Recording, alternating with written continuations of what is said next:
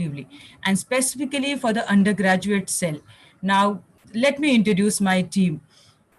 We have actually members from different departments, and we will be helping for all our undergraduate students. We will be nurturing them, we will be mentoring them, and we have to do that job. We have Dr. Rupali Mokashi from History Department, Professor Sunil Jagyasi from Microbiology Department, Mr. Subhash Gadet from Mathematics Department, Mr. Jitendra Patil from Botany Department, Mr. Bharat Khatri from Accounts Department, Ms. Madhumanti Dasgupta from English Department, and myself, Dr. Ranjana Khade from Microbiology Department. Now we are here to just motivate our student to think big, to think differently, and to be creative. Now the question will come into your mind, why do we need to do that? Basically, it's a challenging opportunity. So go ahead and establish that research aptitude. That will really give you a clarity in your career path. And moreover, the simple answer to coming to the research field would be, why to follow the question which is set up by somebody else? Make your own question and find solution to it. And that is what is research is all about, in a very, very simple word. And to do that, we will be arranging n number of events, specifically keeping in mind undergraduate students. There will be many sessions, workshops through which we will try to introduce all the research angles to our undergraduate students with respect to making of a poster, presentation of the poster. Even we'll try to introduce them to the scientific writing. Not only that, we wish to provide them a platform to present their research at different research meet, like Avishkar Convention at university level. We wish to promote them to the conferences to present their research, because we do believe, and I would rather like to end my this talk with respect to undergraduate research cell, is that research is to see what everybody else has seen, but it to think what nobody else has thought. And we truly believe that, and we are here to nurture all our students, and specifically more attention we will be providing to the undergraduate students to perceive some kind of their understanding level to the research field. So with this, I hand over to Dasgupta ma'am for further program. Thank you, Ranjana ma'am, for motivating the students. Yes, students, we must think big and we must think differently, as rightly pointed out by Ranjana ma'am, so that we get a greater clarity in our careers.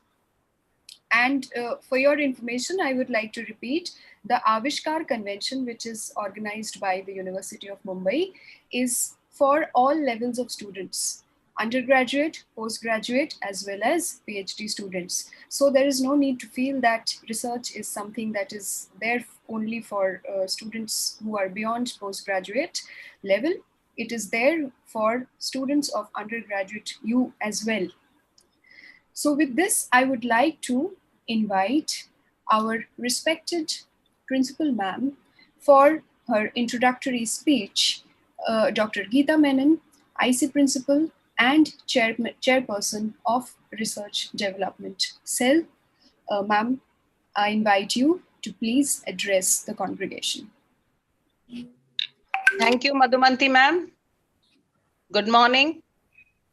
Dignitaries present here today as resource person, Dr. Kalpana Agnihotri, Principal Scientist, Biosecurity Science Laboratories, Australia, Dr. Krishna Raj, Professor and Head of University Agricultural Science, Dharwad, Dr. Avni Shah, Institute of Commerce, Nirma University, Gujarat, Vice Principal and HOD Physics, Neelam Kapoor Madam, Convener of Research Development Cell and Head of Microbiology, Dr. Rohini Patil, Convener of Undergraduate Research Committee, Dr. Ranjana Khade, heads of all the departments of R.K.Talreja College and from various other institutions, all teacher colleagues from across the country and my college, and my dear students, friends, for whom we all are here today. Today, I take this opportunity to announce the online international webinar, Research Convention, a Path to a Success, for our young, vibrant brain, with desire to reach greater heights in life, inquisitive and curious to know what is happening around us, and an eagerness to do something different. As rightly pointed out by my colleagues, the convener of Research Development Cell and Ranjana Khade Madam, the undergraduate research cell, yes, the path to research means searching again. The path to search is very difficult, but if you plan and decide, the path may not lead to the expected outcomes or the result, or you may be successful at the first go. But yes, a researcher has to be inquisitive, patient, to keep trying, determined to reach the goal. As simple as we can say, and we have always heard, try till you succeed. Be confident, pursue the research or pursue the goal. The experience of every researcher is different, and I would say it is very, very unique. Everyone, a word of caution, everyone cannot be researcher, but yes, there are few who can be researcher. You have the qualities in you. What are the qualities we should look at? You should be madly in love with the subject of research. You must think differently. Yes, very differently. I would say you must see what others can't see.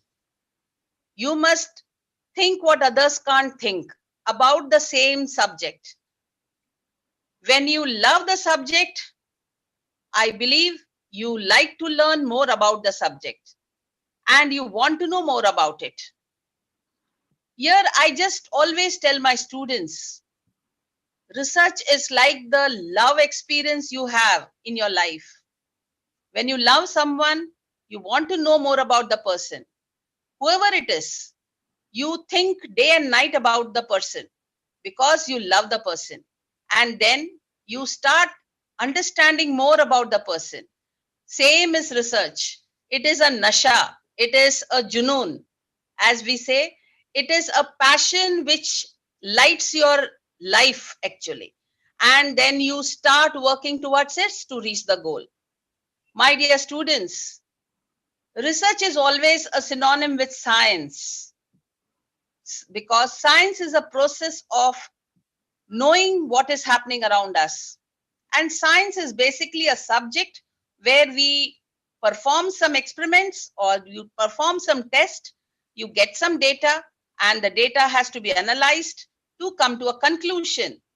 Since olden times, man, the inquisitive or the person with desire, learned everything from the surrounding, that is the universe or the nature. And science developed as on the days past. Research continued. Technologies was born.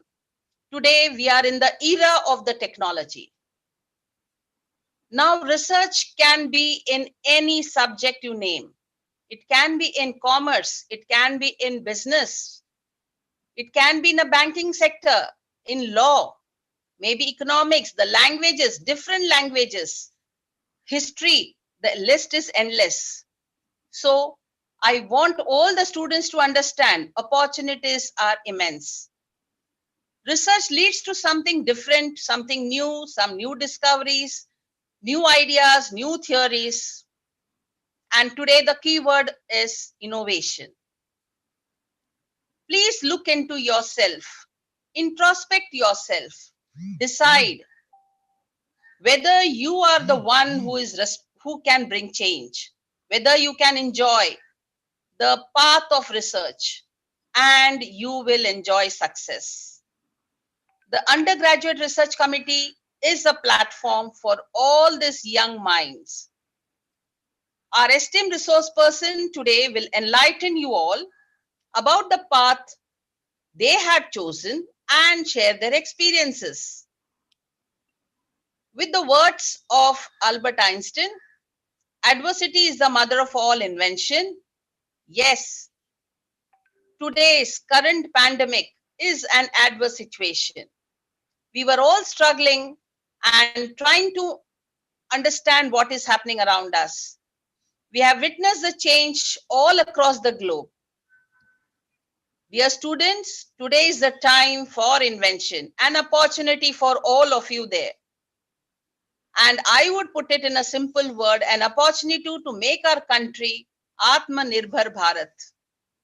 Keeping this in mind, I would welcome our resource person today, and especially Dr. Kalpana Agnihotri, who would ignite our young minds by providing the research avenues for them.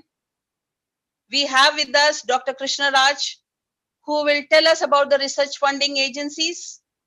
My dear students and my teacher colleagues, research cannot happen without funds, and our government do provide us funds. So let us know about them, and Dr. Krishna Raj will help us. We have Avni Shah will be talking to us about the emerging areas in commerce and finance. Yes, even the field is upgrowing. It is coming up in a greater way. I congratulate all my team, my teacher colleagues, all the participants to have joined us in this adventure of research convention, a path towards success.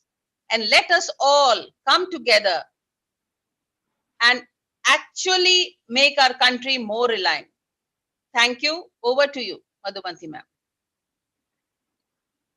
Thank you, ma'am, for your extremely motivating speech to enlighten students and our participants about the opportunities of research and innovation and how it leads to the path of self-reliance.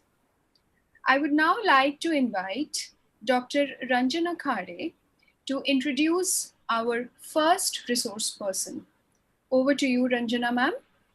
Thank you, Madhumanti ma'am.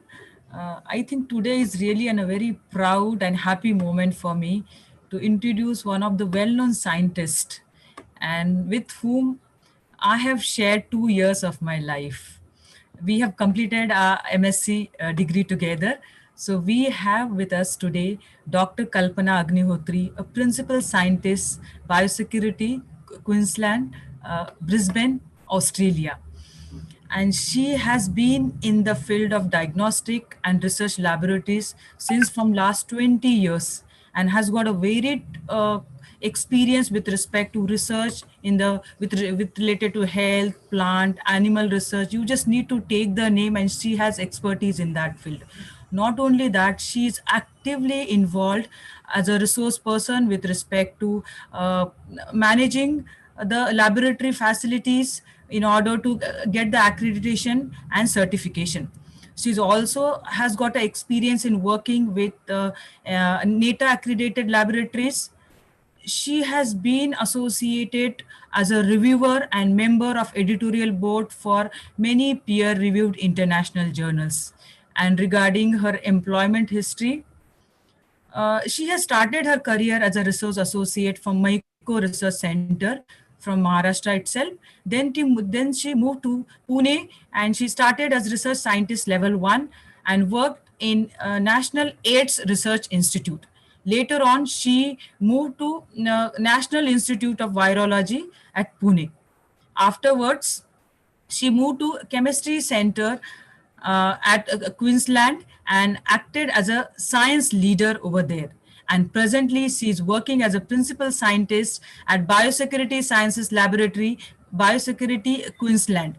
And it's a Department of Agriculture and Fisheries there. Now, she has got a management and training experience, and she has been actively involved in giving the training to the scientific and technical staff.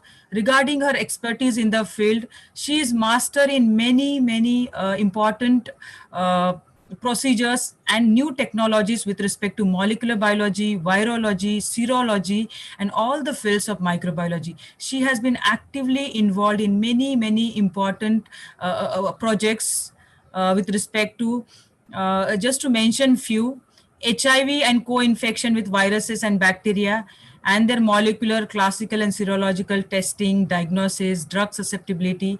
In addition to that, she even has got work with respect to NIH funded project related to human clinical trials of some infections, and she has also been associated with development of bt resistant models in plants and expression studies with respect to bt resistant genes.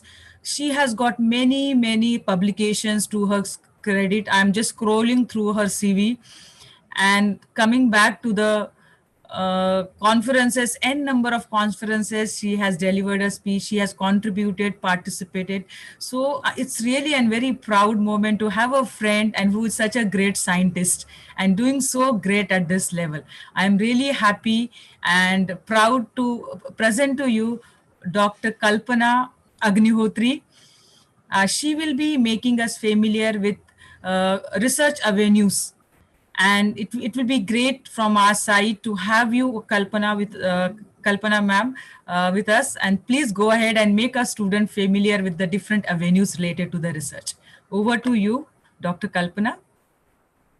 Thank you, Ranjana and Kalpana. It's fine. While you were talking, it really gave me goosebumps because to hear all these good things, and I know it's all out of love. So thank you very much for the I motivation. think, Kalpana ma'am, you need to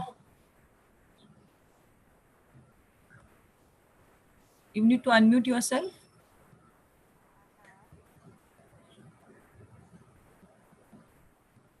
I have. Can you guys hear me? Yes. Hello? Can you guys hear me now?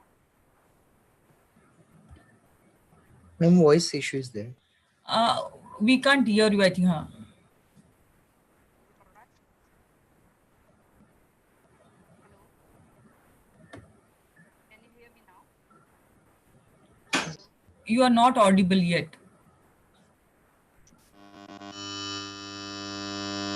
No.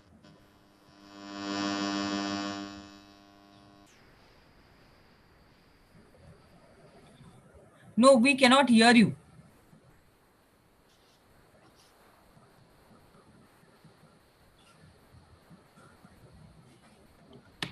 Same problem, ma'am. For voice, you can use mobile. Kalpana madam, you can use mobile. If issue with this thing.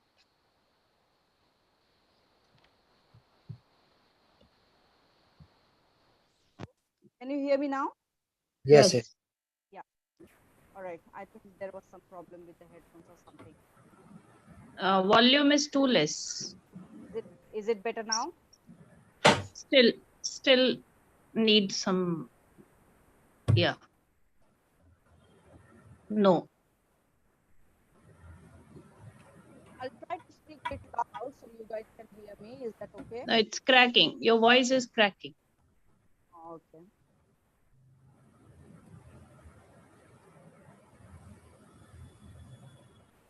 Just see if I can make some arrangements so voice is a bit clear. Now, okay, ma'am.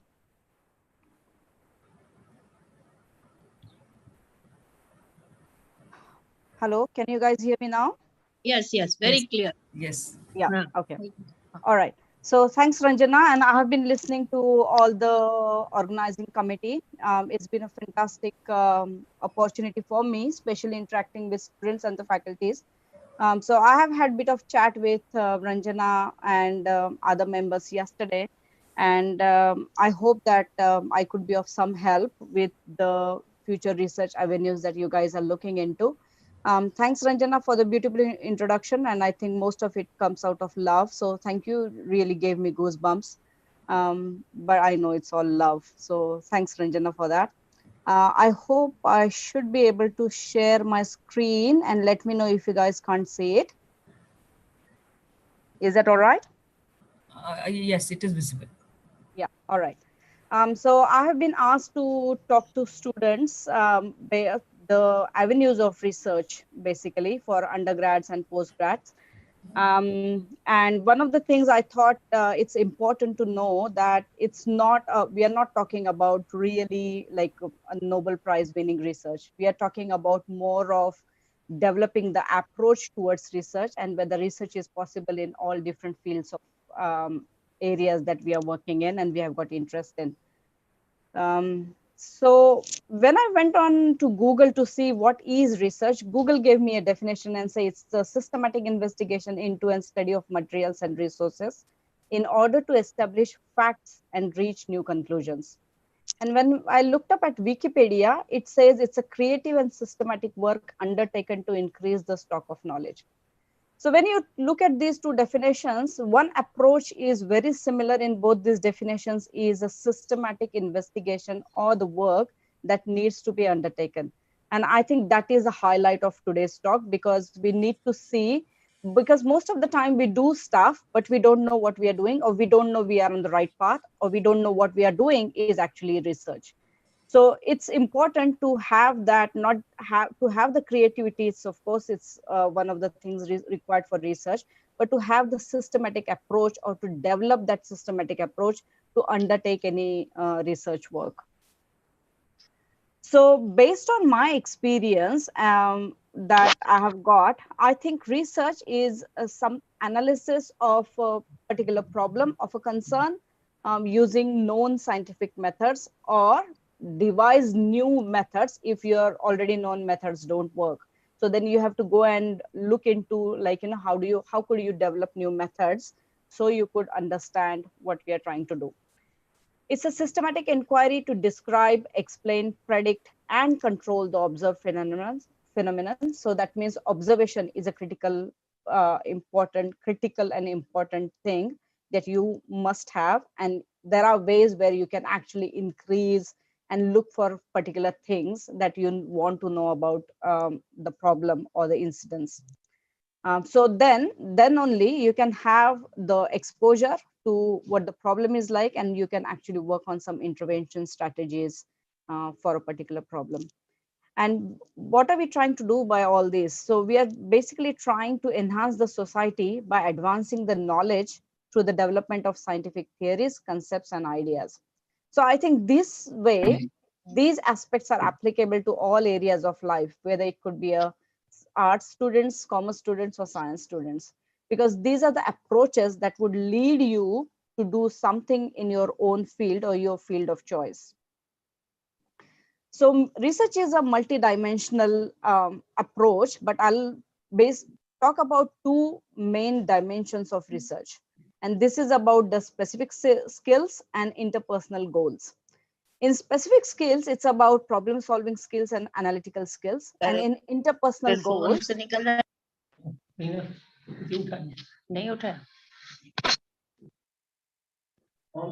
Jitendra. Yes, ma'am. hello. Hello. Hello. Yeah, can you guys hear me? Yes, ma'am. Yes. Yeah. Sorry, I was just thinking something's going wrong, but there are some lines and some drawings happening on my screen, which is all right. Sorry for the interruption, ma'am. We're just trying to fix that. So our technical team is at it. So we're going to disable that soon. Jitendra sir, Okay. I think it's Yes, done. yes, I'm doing that. Yeah, no, that's fine. It doesn't worry me. I'm just wondering what's happening in here. That's all. All right. So the two dimensions of research that I was talking about, one is the specific skills that you need to do the research. And one is about the interpersonal goals, like what are the other things you can achieve by doing research. So in specific skills, what you need to look at is developing problem solving skills and developing analytical skills. And what you can achieve is your personal objectives, like what are you trying to get out of it, and what are the career prospects or job opportunities in the field. So when we are talking about the problem solving skills, when you see a problem, you should be able to see, like, you know, where did it happen, who are the people, or what are the things that are affected by it, what is the problem, why did it happen, how could you solve it, or how could you actually trigger something, or how could you do some intervention steps to like, you know, to control it. And I'm completely going blank here. All right. So which are the avenues that you could be looking into, whom you could affect or benefit, and when is the likelihood, like, with the corona pandemic, we have seen that, or everyone's been waiting for when the vaccine work will be finalized and finished, and when the vaccine will be available. So these are the research, these are the questions that could help you when you look at a incidence or a problem, and that will help you with your developing your problem solving skills.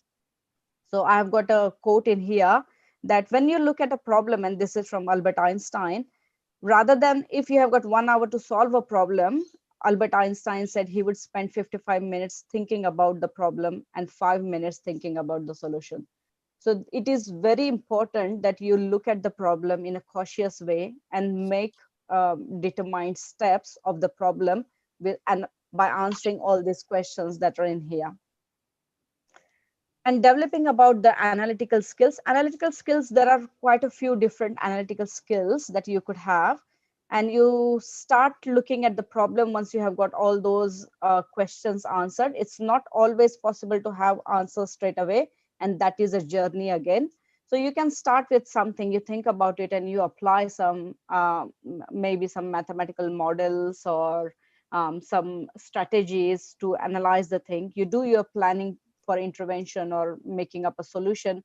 You try, you might fail, you do it again, you do it again, and you keep doing until you reach your goal. So that's what Thomas Edison said, like he has never failed, but he found 10,000 different ways that don't work.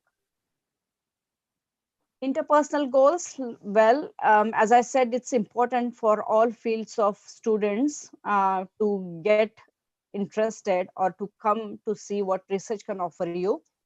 And there are many benefits. And I can say this because over the last 21 years, I have been into research. These are some of the really good things that I could actually come up with.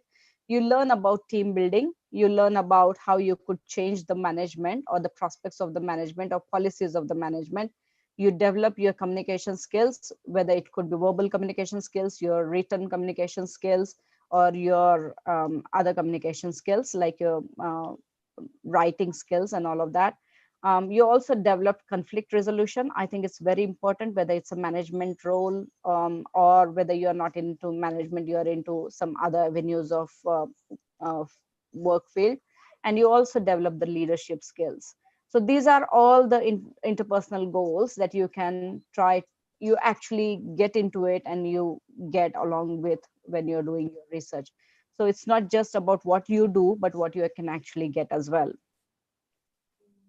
And this is a pyramid that I have got, again, another for criteria for research. And you can see this is actually goes in a reverse pyramid kind of thing.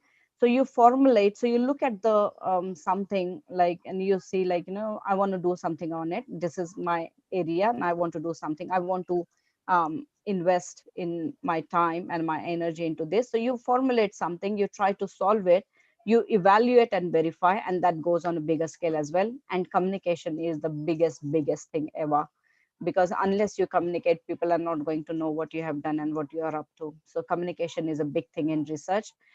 Even though when you are making your grant proposals and your research proposals, you have to communicate those proposals to the industry. And when I'm talking about industry, I'm talking about public industry and private industry. So in public industry, your government, different government avenues and different government departments could be your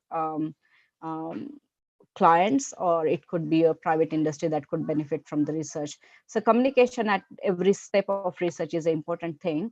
And when you formulate your research ideas or your research avenues, it should be relating to the industry. So industry is looking for what benefit you could bring to the industry. And that's actually depends on the success of your research.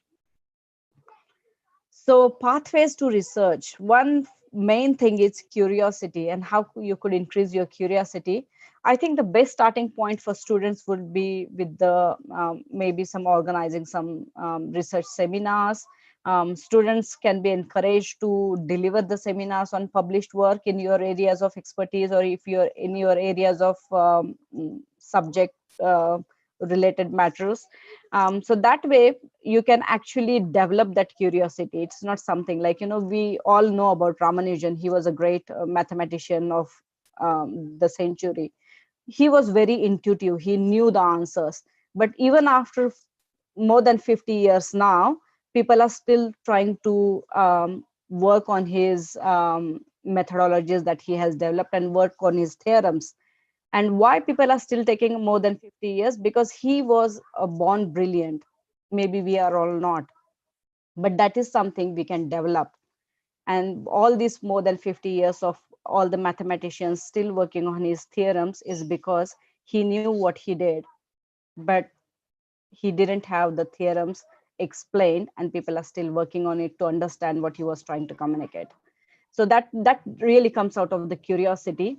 So you have to, when you're reading papers, when you're reading publications of other scientists and known people in the field, when you're reading anything else, when you are looking at a problem, you should ask specific questions.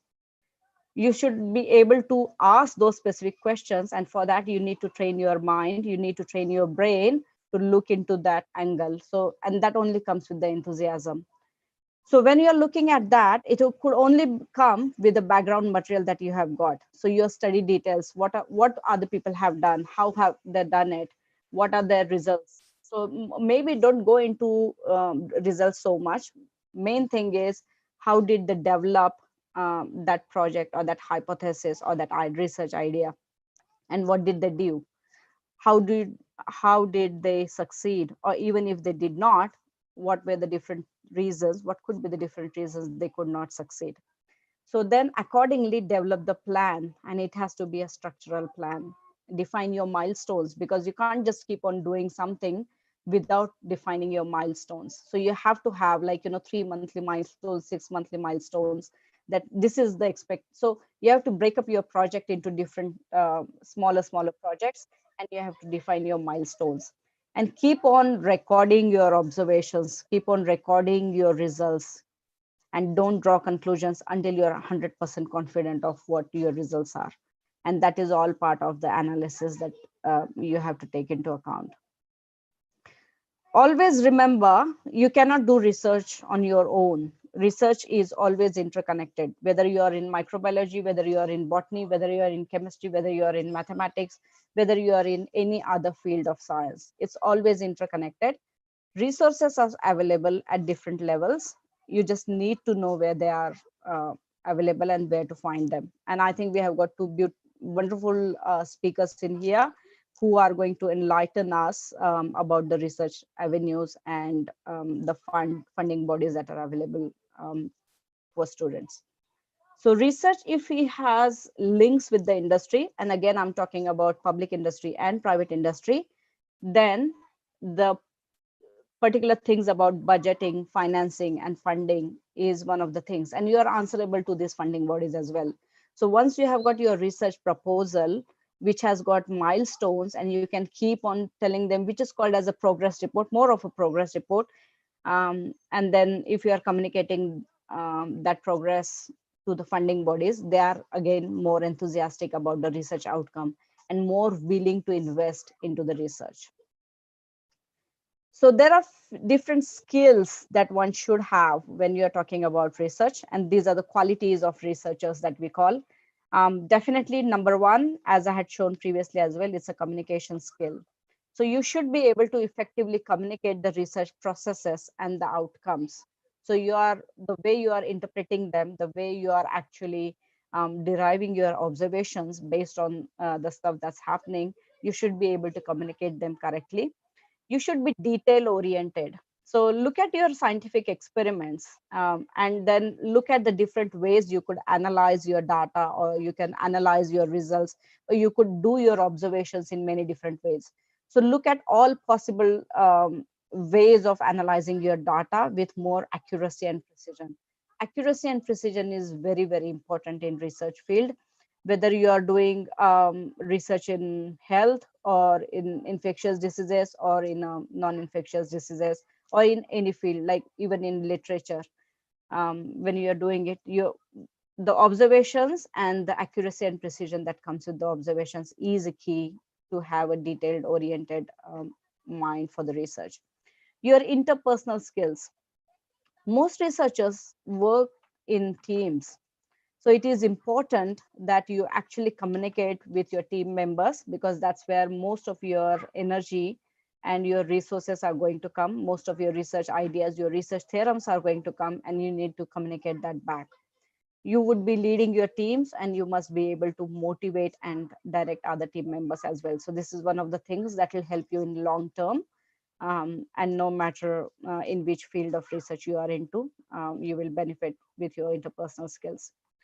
The other thing is the logical thinking. So when you do your experiments, or when you set up or propose your experiment, the data analysis through experimental results need to have sound reasoning and judgment. So look up into what other people have done on a similar thing or on a different thing, and how you can actually cultivate that. And if it is related to the industry definitely will be interested to see what you could bring up with. Math skills, I have actually kept it on here because most researchers will need these math skills no matter what field of research you are into. Mostly the statistics things, even if you're into epidemiology side of things, you will need some mathematics to prove your research, and that's why you need to have some level of mathematics skills. Your observation, your perseverance, problem solving skills, and time management skills, because you cannot actually have something and keep on doing it for years together. You need to have the deadlines, you need to have the scientific experiments, and you need to have analysis to find solutions in a proper structured way. So there's a lot of things that you need to do, but you need to have a proper structural approach when you're designing your experiments. And time management skills is one of the things you will learn while you're doing all these things. And definitely I'll suggest, look for the career opportunities, look for what's going to happen in next 5 years, what's going to happen, what the market is going to be like in next 10 years. So define your goals as to where you want to see yourself or your research areas in next 5 years or 10 years or 20 years. So this is one thing that you must know, because you don't want to be doing something which is not going to even meet the expectations of yourself, and you won't be able to even feed yourself. So this is one of the things that comes, and this is what I have learned, because I'm from a very I'm actually basically from a very small town in India. And when I took up the research as my field that I want to do more work into, there were a lot of challenges. I think you guys are very lucky that your institute is taking so much efforts to develop that cell in there, and you have got all the avenues. You just need to invest in yourself. And what Dr. Menon has said, I really like the things like, this is a platform that, this will get you started with the things. So you might get into this new discoveries, new ideas, new theories, new innovations. But the thing is, you need to have that passion. So you need to invest in yourself, and you have that way you can take control of your own life. So invest in yourself, follow your heart, and try to shape your own future. That is the main thing. So I'll just talk about a little bit about my subject, because these are the kind of things that are applicable to all different areas of research. But a little bit about what we do. So as Ranjana mentioned, we both did our masters together, and as a microbiology as a major subject. And looking at that, these are like, microbiology, there are 5 different organisms that are known in microbiology. So either you're studying about bacteria, you're studying about fungus, viruses, protozoa, and algae.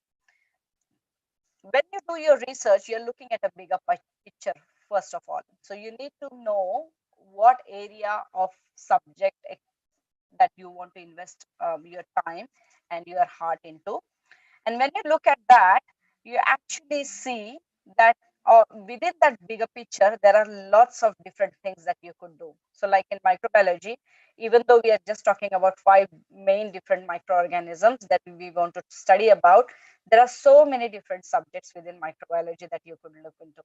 So like infectious diseases, immunology, molecular biology, biotechnology, bioinformatics, statistics, chemistry, environmental biology, and so on and on and on.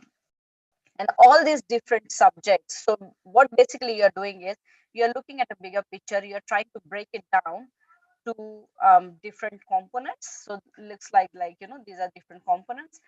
And then if you don't have laboratories, like, you are like soldiers without arms. But laboratory, I'm not talking about the physical space that you have got in there. Your laboratory could be your institute, your laboratory could be a sports ground, your laboratory could be a mob of people, like, an area which is a defined area that could be your cohort, a railway station if you're looking at, like, what's happening on the drinking water supplies on different railway stations, kind of things. So your laboratory is what you define where you want to do your research into. And you should then know what the industry is like in your area of research. So like for microbiology, it's a health industry, which is a main one, that involves, again, human health, animal health, plant health, infectious, non-infectious diseases, genetics, immunology, pathology, and blah, blah, blah. And then pharmaceutical industry, which are more into drug discovery and development and into vaccine production and all. And then we also have got food industry, which is like, where your industrial microbiology or your biochemistry is applicable to. We have got a big on environmental industry, and again, it's part of microbiology, but that waste management is applicable to a lot of people other than microbiology as well. So you have to look for what industry is looking like. And of course, you have got the pure research, or which we call it as basic research science industry as well. And then what are the job opportunities in different fields? So if you are into research, like, the research analytics in life sciences or in engineering kind of things, these are the skills that are required in the industry. This is based on the global skills that people are looking at. It's not directed to any country or any um, continent for that matter. Pharmaceutical and medicine manufacturing industry, it's actually booming up at the moment because of COVID and associated illnesses around COVID with the infectious diseases. Colleges, universities, professional schools, state, local, and private industries, again, a portion of that looking for those expertise. Federal government and others, people are also looking for some expertise in there. And of course, our state government, um, to some extent, the education and hospitals as well. So what is the industry? So when you're looking at a problem, you should really focus on what industry is looking for. And I know Ranjana had mentioned that you guys do industry tours. You have got that relationship developed with the industry, with different levels of industry. So one of the things you could really be looking at, what is it that industry is looking for? Because when you are studying academics and the skills that you apply in the industry, those are totally different skills. So is there any way you can actually take on learning so industrial skills that industry is looking for? And again, industry here, I'm talking about public sector industry and private sector industry. And public sector industry could be into policy management or management of resources, or and all of that. And industry could be into development of something, or even the service industry for that matter. And you should be, so by doing all that, you should be able to see how you could knowledge transform into industrial applications, because a research that has got applications has got more value. Basic science research takes years and years of work, but those applications and translating that research into something which is useful takes time. So if your research is more application based research, industry is definitely interested to take it on. So how you can do that? Identify the problems, analyze the problems, neither the solutions nor the answers, analyze the problems, and never jump into conclusions. So if you cultivate this approach into your daily lives, into your daily, if you guys are into, like, doing some assignments, learning on some stuff at the academic level, try to include these approaches into your daily lives and see where it could lead you to. So with that, I just would like to thank everyone, and best wishes for the new venture.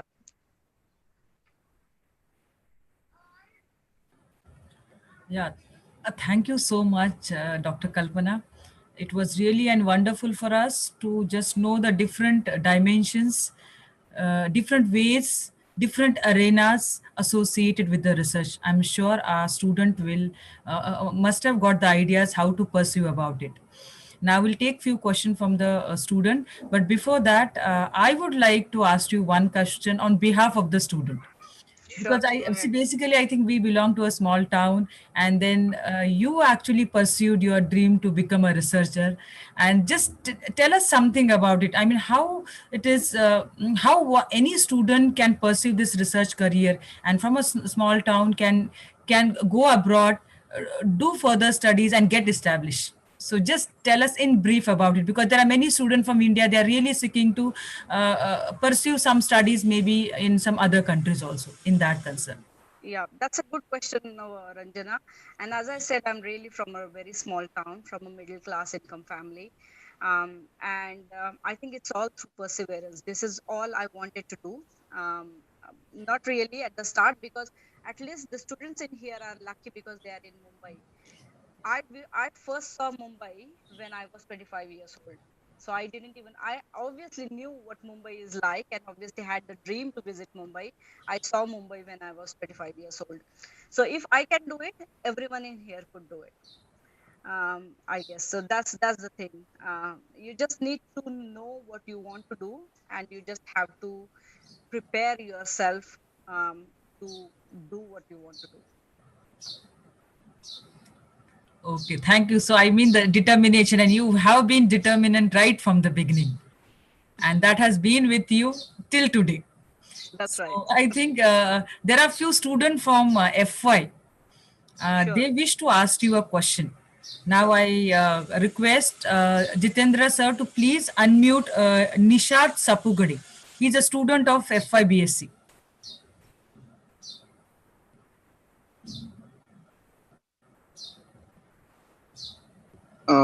Good morning, ma'am. I want to ask one question. Ma'am, what's the role of hypothesis in any research? Hypothesis is very important in research, because all your research is going to be based on your hypothesis, right? But to derive the hypothesis is not easy. You have to see. All right, let's. I'll give you an example. So we were working on some fruit bats in recent times, and we were looking at, there were some deaths in fruit bats. So now fruit bats actually transmit some diseases to humans and some other animals as well. So obviously that was the area of interest. So so obviously we knew that there was a problem. We didn't know what the problem was. So again, I'm just coming to the how the hypothesis could be derived. So you need to know what is already known, right? So you have to do a lot of reading about what is already known about the problem.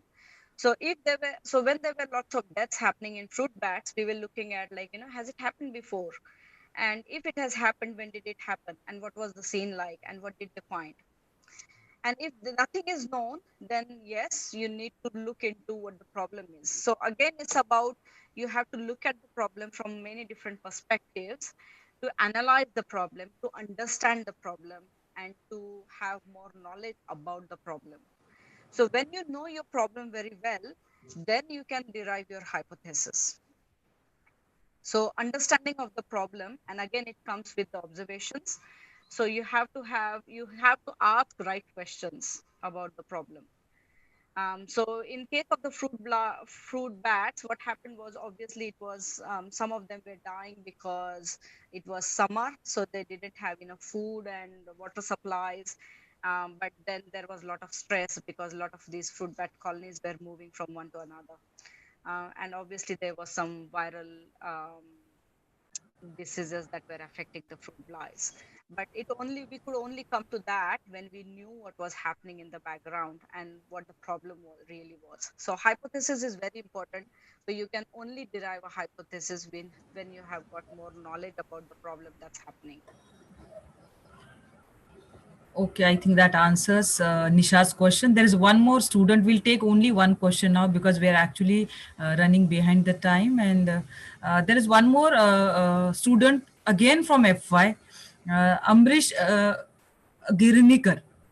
So Jitendra sir, please unmute Amrish. Good morning, ma'am. My question is that how can we ensure our work in research is accurate and factual? Accurate and Factual, he said.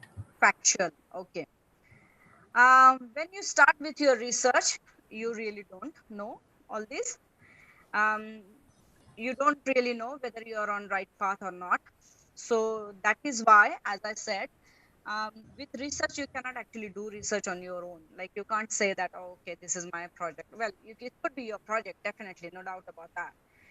But you can't do research on your own. That's why you need to know what are the other people working in the field, so they have got more knowledge. In your case, this could be your faculties who have had research experience, and they can probably guide you more on that. And then to see the accuracy, that you have to determine yourself, right? So if you have got like observations and lots of observations, and you have to do your experiments few times and you're still getting the same results, that means your observations are accurate. Not that your research is accurate, but your observations are accurate. And whether they're factual or not, so if it could communicate, it may or may not give you the results that you were expecting, but whatever results that's giving you, that will tell you what your research has done, whether it has been successful. And I would say it's been unsuccessful, because no research has been unsuccessful. You just know that there is something that's not going to work, so you need to have a different approach to handle that problem. So there is no way that you can actually know these two things at the start of the research. You only have to keep doing it and keep doing it until you actually reach to where you want to reach. Yes, thank you so much. I think that answers Amrish's question. And I am really grateful on behalf of Seva Sadan's R.K.Talreja College to you, Dr. Kalpana. It has really been what an enjoyable talk to go through this different arenas associated with the research. And you have accepted my invitation on a friendly request that you just can't ignore it. But anyways, I'm really grateful to you. It was a wonderful talk. I think our student must have got an idea about how to pursue the research. So once again, Thank you, I Ranjana. thank It's you a been a lot. pleasure. It's been Now, my pleasure. So thank you. Thank you, Ranjana ma'am. I would once again like to thank our resource person, Dr. Kalpana Agnihotri, for her very informative and analytical talk on the various avenues of research.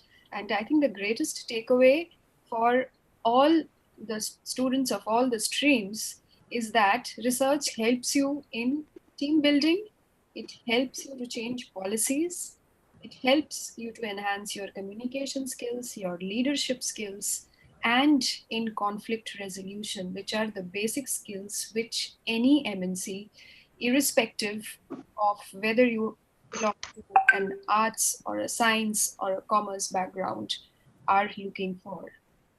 So even if students have not started with research, I think this is a great beginning, and ma'am's talk will definitely show them the path. So thank you, ma'am, once again. So with this, we have come to the end of the first session.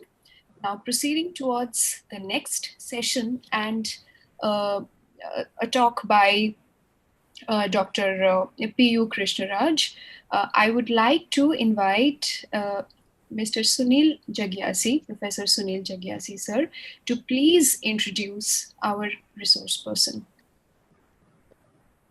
Sunil, sir, please unmute. Yes, ma'am. Thank you, ma'am. It's my great pleasure to introduce the resource person of this session, Professor Dr. Krishnaraj, sir. So once again, I welcome you on behalf of my Seva Sadan's RKT Parivar for this international webinar. Sir is Head of Department of Agriculture Microbiology and Registrar at a US Dharwad. He is also working as a Chief Mentor for University Innovation Center, Institute of Agriculture Biotechnology, US Dharwad.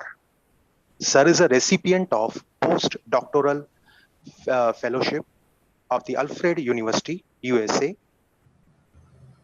Sir has experience in various fields. Some of them are in creation of GOK, KBITS USA incubation facility and common instrumental facility at US Dharwad.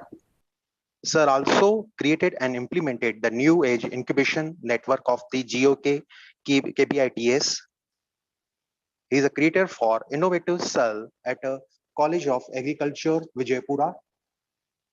Sir is also nominee of DBT nominee for Institutional Biosafety Committee, Karnataka University, Dharwad. Sir is a nominate for Institutional Biosafety Committee, Karnataka University, Dharwad. He was nominated for DBT BRAC Committee, BRAC Bioincubator Expert Group from 2012 to 15.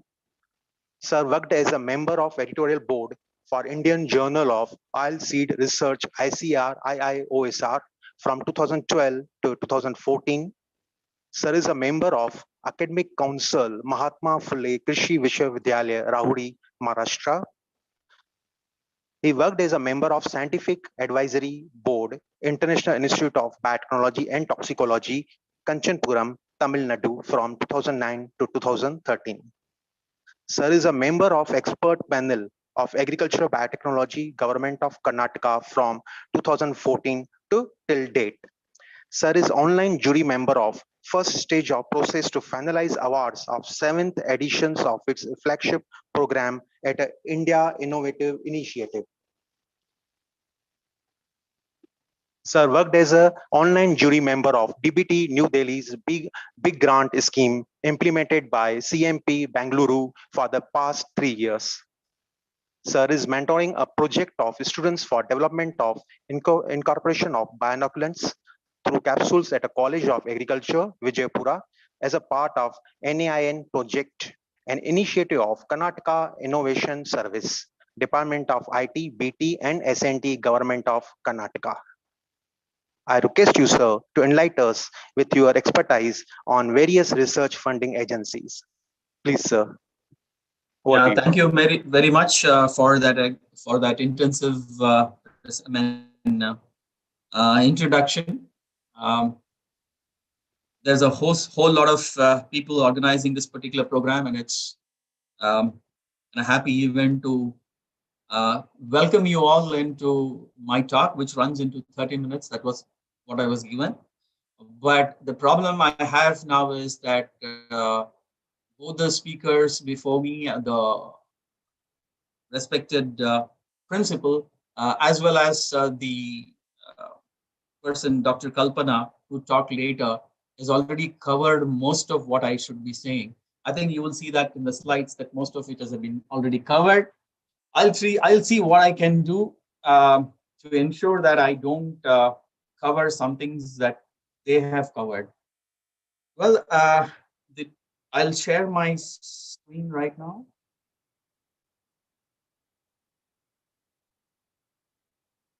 I hope it's visible to all of you.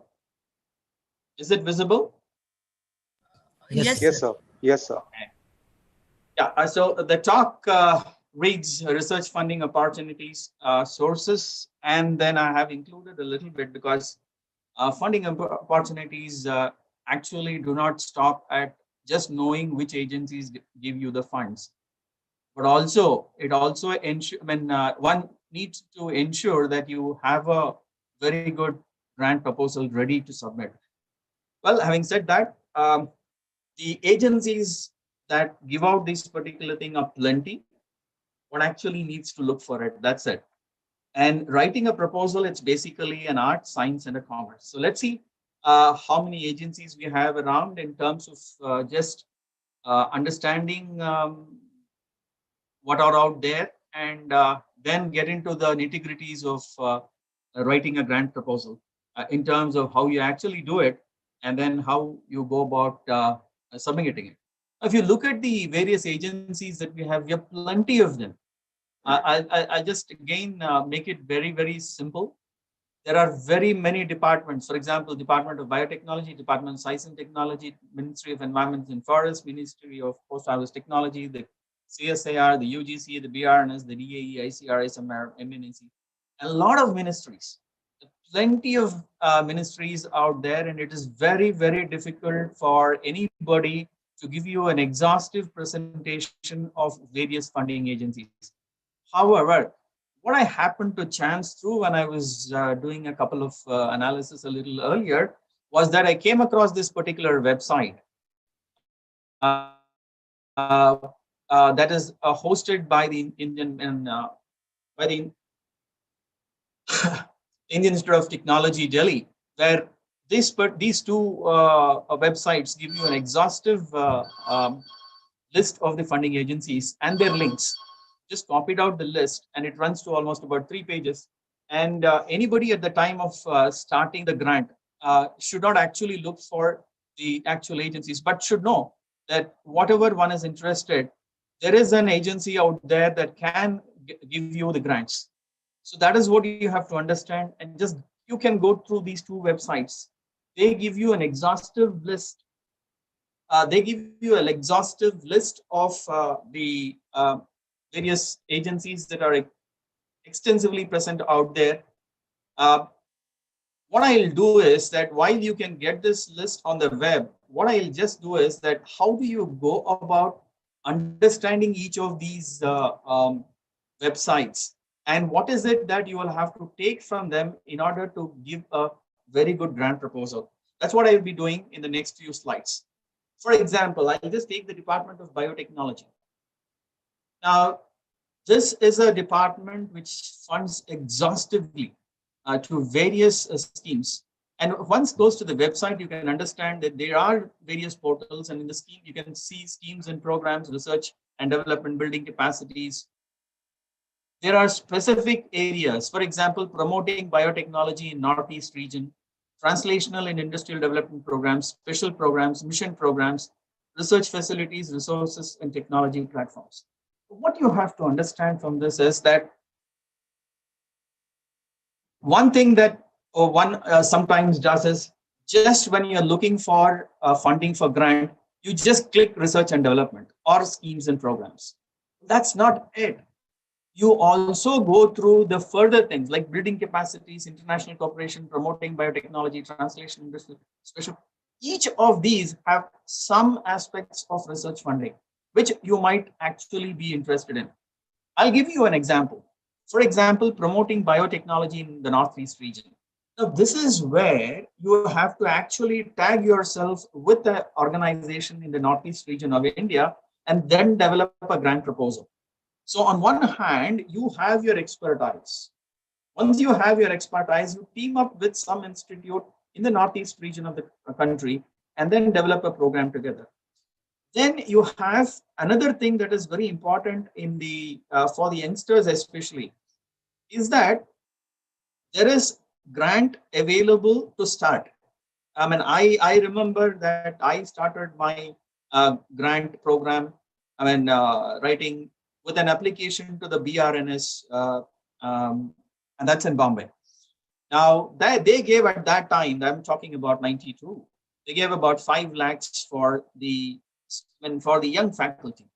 Now, there are many funding agencies, even now, they are going to give grants to such young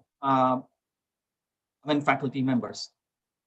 There are agencies which give grants to the PhD students who have just completed. Now, all these kinds of grants are available with various funding agencies. I think you should spend time going through the web and understanding which of those. I would straight away say Department of Biotechnology and Department of Science and Technology give these kinds of programs very comfortably.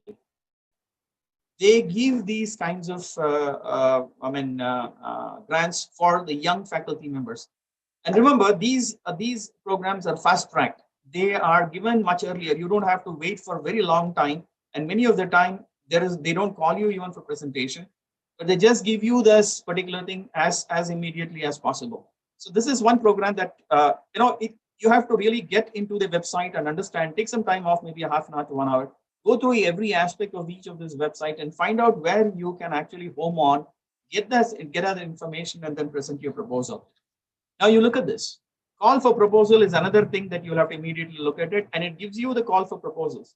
A call for proposal is actually on a particular defined area.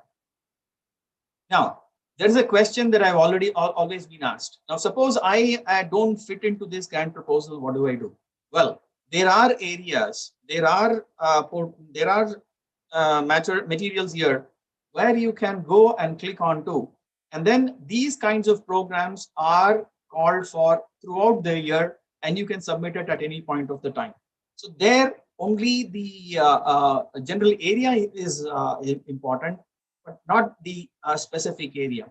These are all call when they call for proposals, they call for a specific programs, especially in case of the Department of Biotechnology. You will have to understand that particular this thing and go on. You would be lucky if your area of interest merges with the call for proposals. But otherwise, also one need not have to lose heart. One just has to develop their program and submit it at particular agencies. Now, you could, for example, you can just look this. This could be medical, biotechnology, agriculture. So these are areas where they take their applications throughout the year. So go through these websites and you can give. And then there are many bilateral and multilateral and other partnership programs being advertised. Now, this basically is with a university in a particular country. You can have a list at this. You can see this right now. It's there on the website. You can see that a host of countries have got interactions with the country, and they have definite programs that run with our country cooperation on particular areas of tech. And this is an area which is quite broad as well. For example, if you take the program of cooperation with South Korea, very many this thing, like for example, biotechnology, bioeconomy, science and technology in various fields of biotechnology and so on and so forth. Now, what I'm trying to tell you is that when you look at these kinds of lists, there's an exhaustive list available out there. You have to spend time and locate that. For example, somebody is interested in developing a vaccine against a particular virus. One just goes into the Indo-US Vaccine Action Program and see how they actually fund these kinds of programs. More often than now, this happens. You have to link up with some agencies in US, some institutions in US, and develop a particular program. That's how this particular thing runs. Like for example, you have another area in BIRAC. That's a call for proposal again. And this is under various schemes like the BIP, the PACE, the SIBRI, and so on and so forth.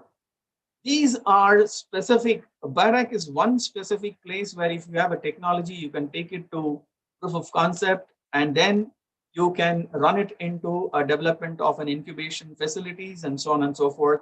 And here is a good amount of funding available for those young minds and senior minds as well.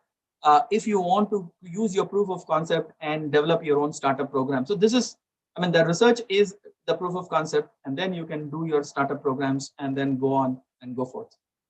This is one thing that is available to the young researchers, and it's recently come up in DBT. And the only hitch here is that these fellowship will be awarded for research work to be carried out at DBT autonomous institutes. So you have to know the different DBT autonomous institutes that are present in the country, develop a particular program of yours, see if you have a mentor in these kinds of autonomous institute, develop a program with them, and then submit it to the DBT.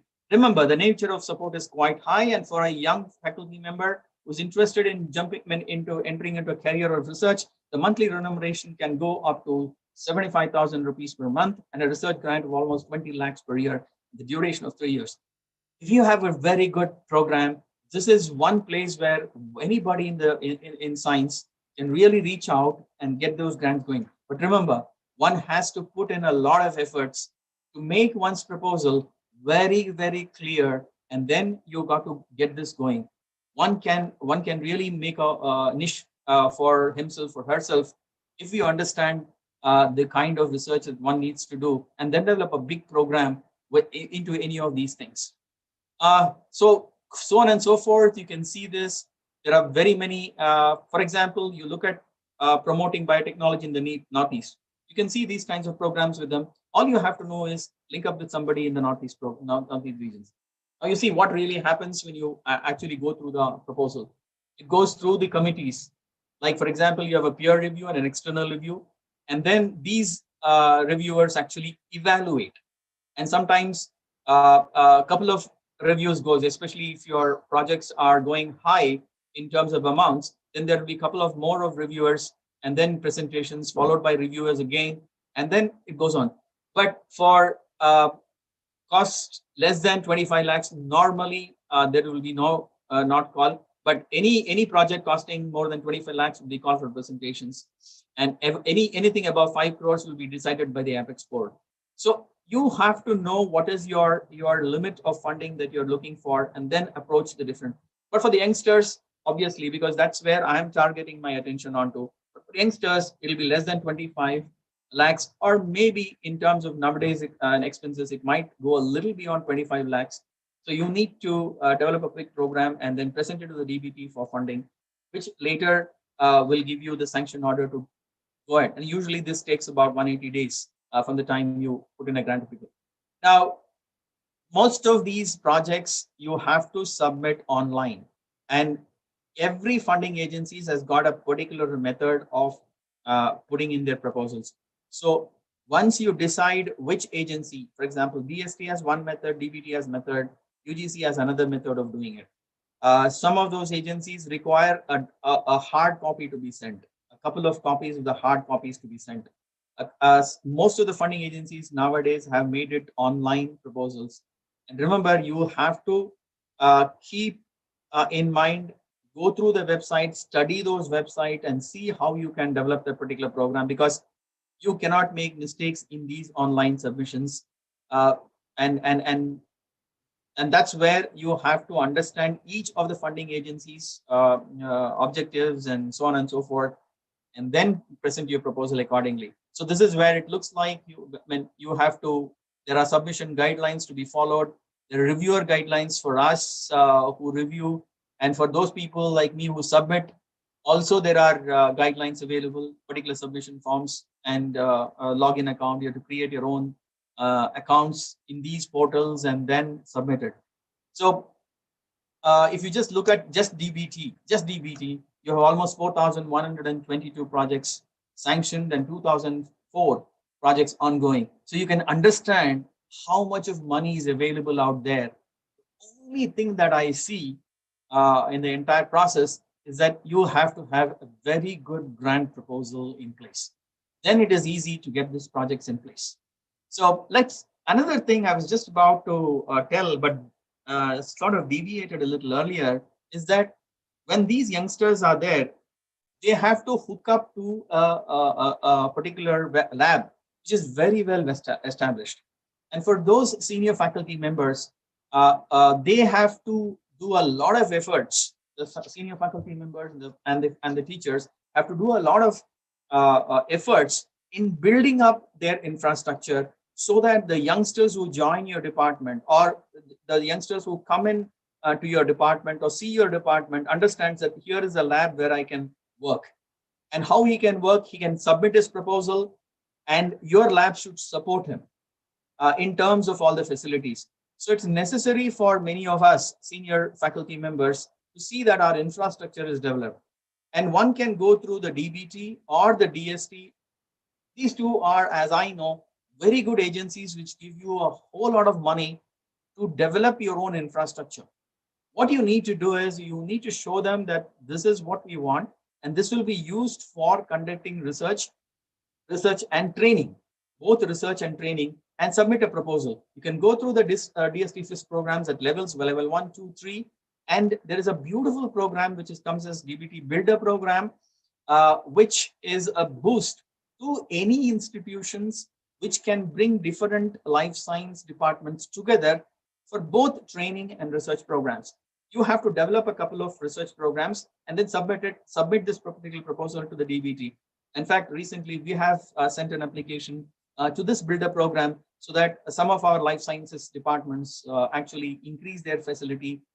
Now, any student, this is for the information of us faculty members, any student who wants to pursue a research as a career will have to know that here is a place I can join. And that place of joining has to be built by the senior faculty members. And that's wherein you have to look at the DST FISP programs. And here the focus is on developing the infrastructure. And whilst you have to say why I need that infrastructure. So you have to go through these websites and look at the project proposal formats, and then understand them very clearly and then present their things. Similarly, that's a DBT stuff, and this is a DBT. You can call for proposals, and this is what I said, applications invited throughout the year. You can see that a whole lot of R&D projects are called, and you can apply throughout the year. Now, invited throughout the year, and sometimes the portal opens at a particular point of time. SERB is there, and this is one where you have incremental and short-term gains, which are strongly researched, but you have to, this provides a research support to an individual or a group of research, and it's a beautiful thing. The only thing is Supra needs a particular hypothesis, which is quite unique. Failure might be an option here, but then one should, the basic assumption in submitting a Supra proposal is that you have to have an unproven hypothesis. You have to have an innovative hypothesis. Maybe having a high degree of uncertainty with respect to the actual results that might come out or whatever it is, or it can generate results in such a way that it goes to a totally different area of interest. So one can put in proposals of that kind. For example, you have programs for particular section of people, and then you have the core grant. Now, this core grant is right now open, and this can be applied by anybody. And having a fund. This is not like the Supra grant. This is a core research grant, similar to your other research grants that you normally get. Apply it and get it with a valid hypothesis and the actual presentation. So this is a startup research grant, which I was telling you, for the youngsters. And that's about 80 lakhs plus overheads for a period of 2 years. And you can see that almost about 500 grants are awarded per year across the subject areas.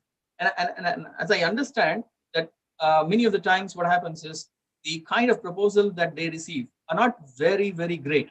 So along with a valid proposal, the question of writing this proposal is also very, very important.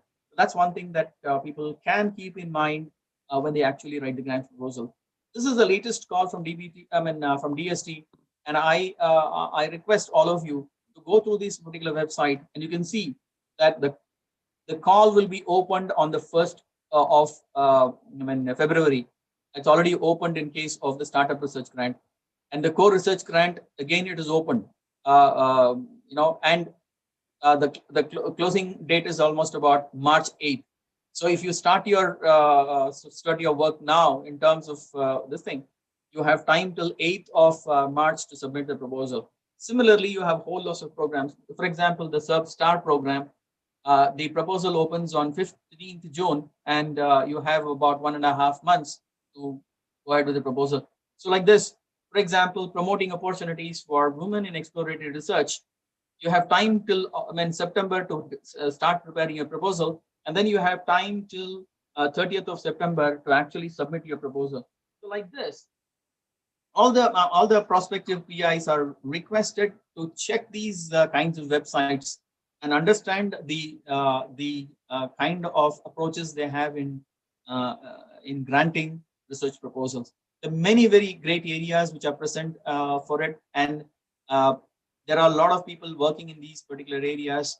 But remember one thing, while you have all these listed in various websites, you might be working on a very, very unique area. But I can assure you that there will be a place for you to approach if you have a unique area, plus you have a unique proposal. So the subject matter is not that very important. The hypothesis is important, and the presentation of the proposal is very, very important.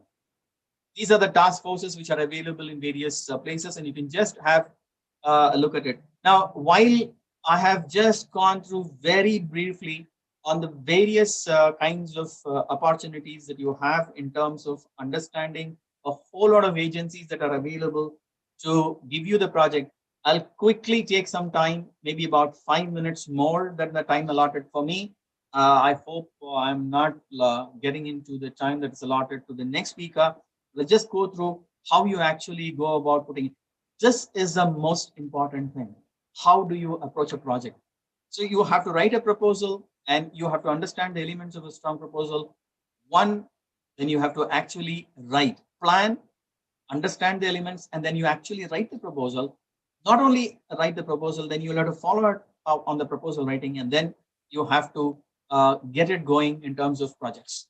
So the components of proposal, any agency will have various areas. They would want a general information. They would want an information about you and the technical details. The technical details are the absolute important things here. And the earlier speaker has extensively told you as to how you go about it. And I'm not going to go to the details of it because she has made an exhaustive presentation saying how you actually develop your hypothesis, how you have to understand each of these hypotheses by going through all the relevant literature.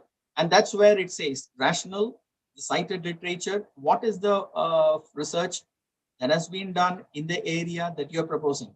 And then you come up with a valid hypothesis. And then there'll be key questions that you will have to answer. And you will have to say that these are the key questions that you're going to answer in this particular project. And that is what you'll have to mention very clearly. The relevance of the proposed study is something, the outcome of the proposed study. Imagine the outcome is very, very important. It can be an outcome in terms of basic research contributing towards the science, the knowledge of it, or the outcome can be in terms of a product that can go into an industry. So all those things have to be very, very, categorically kept very clear in the proposal. So you have to have a very beautiful and a very, nicely orchestrated work plan, very clear activity and time frame. One important thing that you will have to understand is the budget particulars. You have to go through the budget particulars very, very clearly. And as I said earlier, there should be a good amount of existing facilities. If the existing facilities are not there, then ensure that you get in, especially for the younger students, you go in search of an area or a lab which has got the existing facilities, then you can, even before you join as a permanent faculty, you can develop project proposals and fund yourself, fund your own salary for a period of 5 years, and then you can take up further jobs. But for those faculty members who are already there, who have just started or joined some department on a permanent basis, ensure that you create a lot of facilities first, then take up smaller facilities in your projects if possible. So the senior faculty members have got the onus on them to develop infrastructure using the FIST and the Builder programs and several other programs out there. The younger faculty has to come up with valid hypothesis, because this is what I do. I do science, I do research for the students' sake, because that is my area of interest. I am interested in increasing the human resources for this country who are well focused on science and well focused on research and who are quite educated in their particular area. That is why you have to develop a lab where the students can come in, students can plug in, students can work diligently, understand what science is all about, understand the protocols of science, understand how scientific research is done, and then branch out into various other areas in the country and outside, so that creation of human resources is a very, very important objective of any of the teachers and any of the researchers present out there. So you need to do that particular thing, and the students have to take advantage of the good laboratories present throughout the world in order to get into a career program. See, once you write the proposal, you got to understand questions. Is the project scientifically and academically significant? Can the project generate new knowledge, new methods, or new technology? Then, are the research plans proposed, scheduled, and research objectives clearly presented and realistic? And then, what is the preliminary data provided by you and its relevance to the work plan? And then, the reviewers have got a couple of questions that you need to answer. They ask, do the researchers have the capacity, necessary expertise, and competence to carry out this project? And how is the project management presented? Is the division of labor appropriate, well planned? And is the institutional environment from where they are submitting, they are supportive, for example, facilities, colleagues, etc.? How are they going to link up? Is it a cross subject interactive proposal? And then what is the significance of the project for doctoral and postdoctoral training? Now, how are you going to present? Are you going to ask research fellows? Are you going to ask research associates? If so, how do you actually say that I need these kinds of research fellows and research assistants for this particular program, because that's the significance of many of the projects out there. You've got to train human resources. And then if a consortium is involved, more than one partner is involved, what is the significance? Do they complement each other? These are some of the things that, and when you come to the budget, remember one thing, this is one place where you have to be very careful. The proposed budget has to be absolutely appropriate. Over budgeting and under, both over budgeting and under budgeting is not looked at very comfortably. And then many a times you ask for equipments, but sometimes the equipments are asked, and if that equipment usage is not there in the project, then it's a question that only you have to answer. So you got to see that there is proper justification for whatever you have asked in the project in terms of manpower as well. If you have anything to do with human subjects, then the ethics committee is absolutely important. So overall, you have to sit and evaluate and then come out with clear indications that what is the main strength of this proposal. And if you come out with some weaknesses, you got to sit again and then tweak these weaknesses into strengths and then submit a proposal. So when any grant proposal has got a recommendation, one of the recommendation is that you've got to give numbers. And if you have around anywhere between 5 and 10, then you get a good chance of funding it. If it is about 4 to 5, then generally they send it back. If it is 5 to 6, it depends. 7 to 9, obviously, and of course, if it's a 10, you will definitely get the project. So ultimately, when you sit down and write the proposal, you have to have an innovative idea. And sometimes remember, simple ideas are the best. And then you have to structure the proposal. And here, one important thing is even minor details are to be taken care of. Don't take anything for granted. You've got to make the whole project look simple. Do not clutter too many things inside and make a mess out of it. Clear tasks, clear deadlines, and clear deliverables are to be, and follow the format strictly. This is something that I have noticed with many people. The format is not followed strictly. So a few sentences. It's good to have a good idea, but bad to write a bad proposal. It also helps to know the system of each funding agency you're writing to. And as Dr. Kalpana many times mentioned in our presentation, a good proposal is an outcome of a good communication. Absolutely important. When you use the language, when you present the thing, when you write the sentences out there, make it meaningful and make the presentation very logical. Remember one thing, you write, sometimes the proposal may go to somebody who is okay with the subject, but not an expert. If it goes to such a person, you have to ensure that you are going to educate him on that particular proposal, because by the end of the time that he is educated, he will be a good person to evaluate the particular program. So you have to ensure that you get a good grant writing and good communication, and know your idea and how to drive to getting it done. You've got to do your homework very well. Another important thing, this is something which almost many people do not do, is ask for help when you are in doubt. If you have a doubt anywhere in your grant writing, do not loop it out, because that might be a question which the reviewer would ask. Know yourself, because you are the best judge for yourself. You will know your circumstances and you know how to put your circumstances on a grant proposal.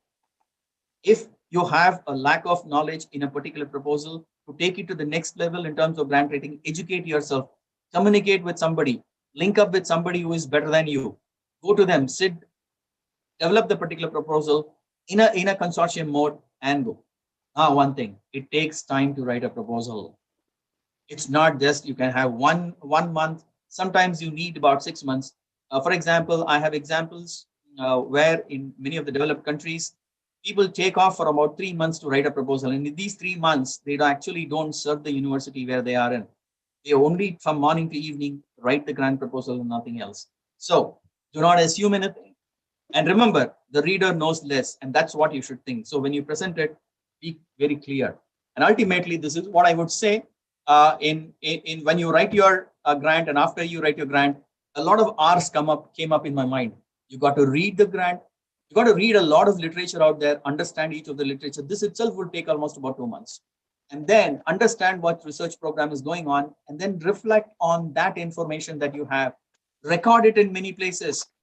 Just don't put it on the virtual mode. Take a pencil and a paper, write down, sit down, reflect of whatever is the information available, record that. And then you start writing a grant proposal. After you write the grant proposal, you rewrite the grant proposal. Many of the things that when you rewrite, you will see that this I should not put, this I should put, I should add, and so on and so forth. After writing the grant proposal, you got to revisit. You got to rationalize. Yes, this particular grant proposal is ready for sending it. Then you got to restore it finally. You would have rejected many things of your own. Restore many of those places. Then I use the word rotate.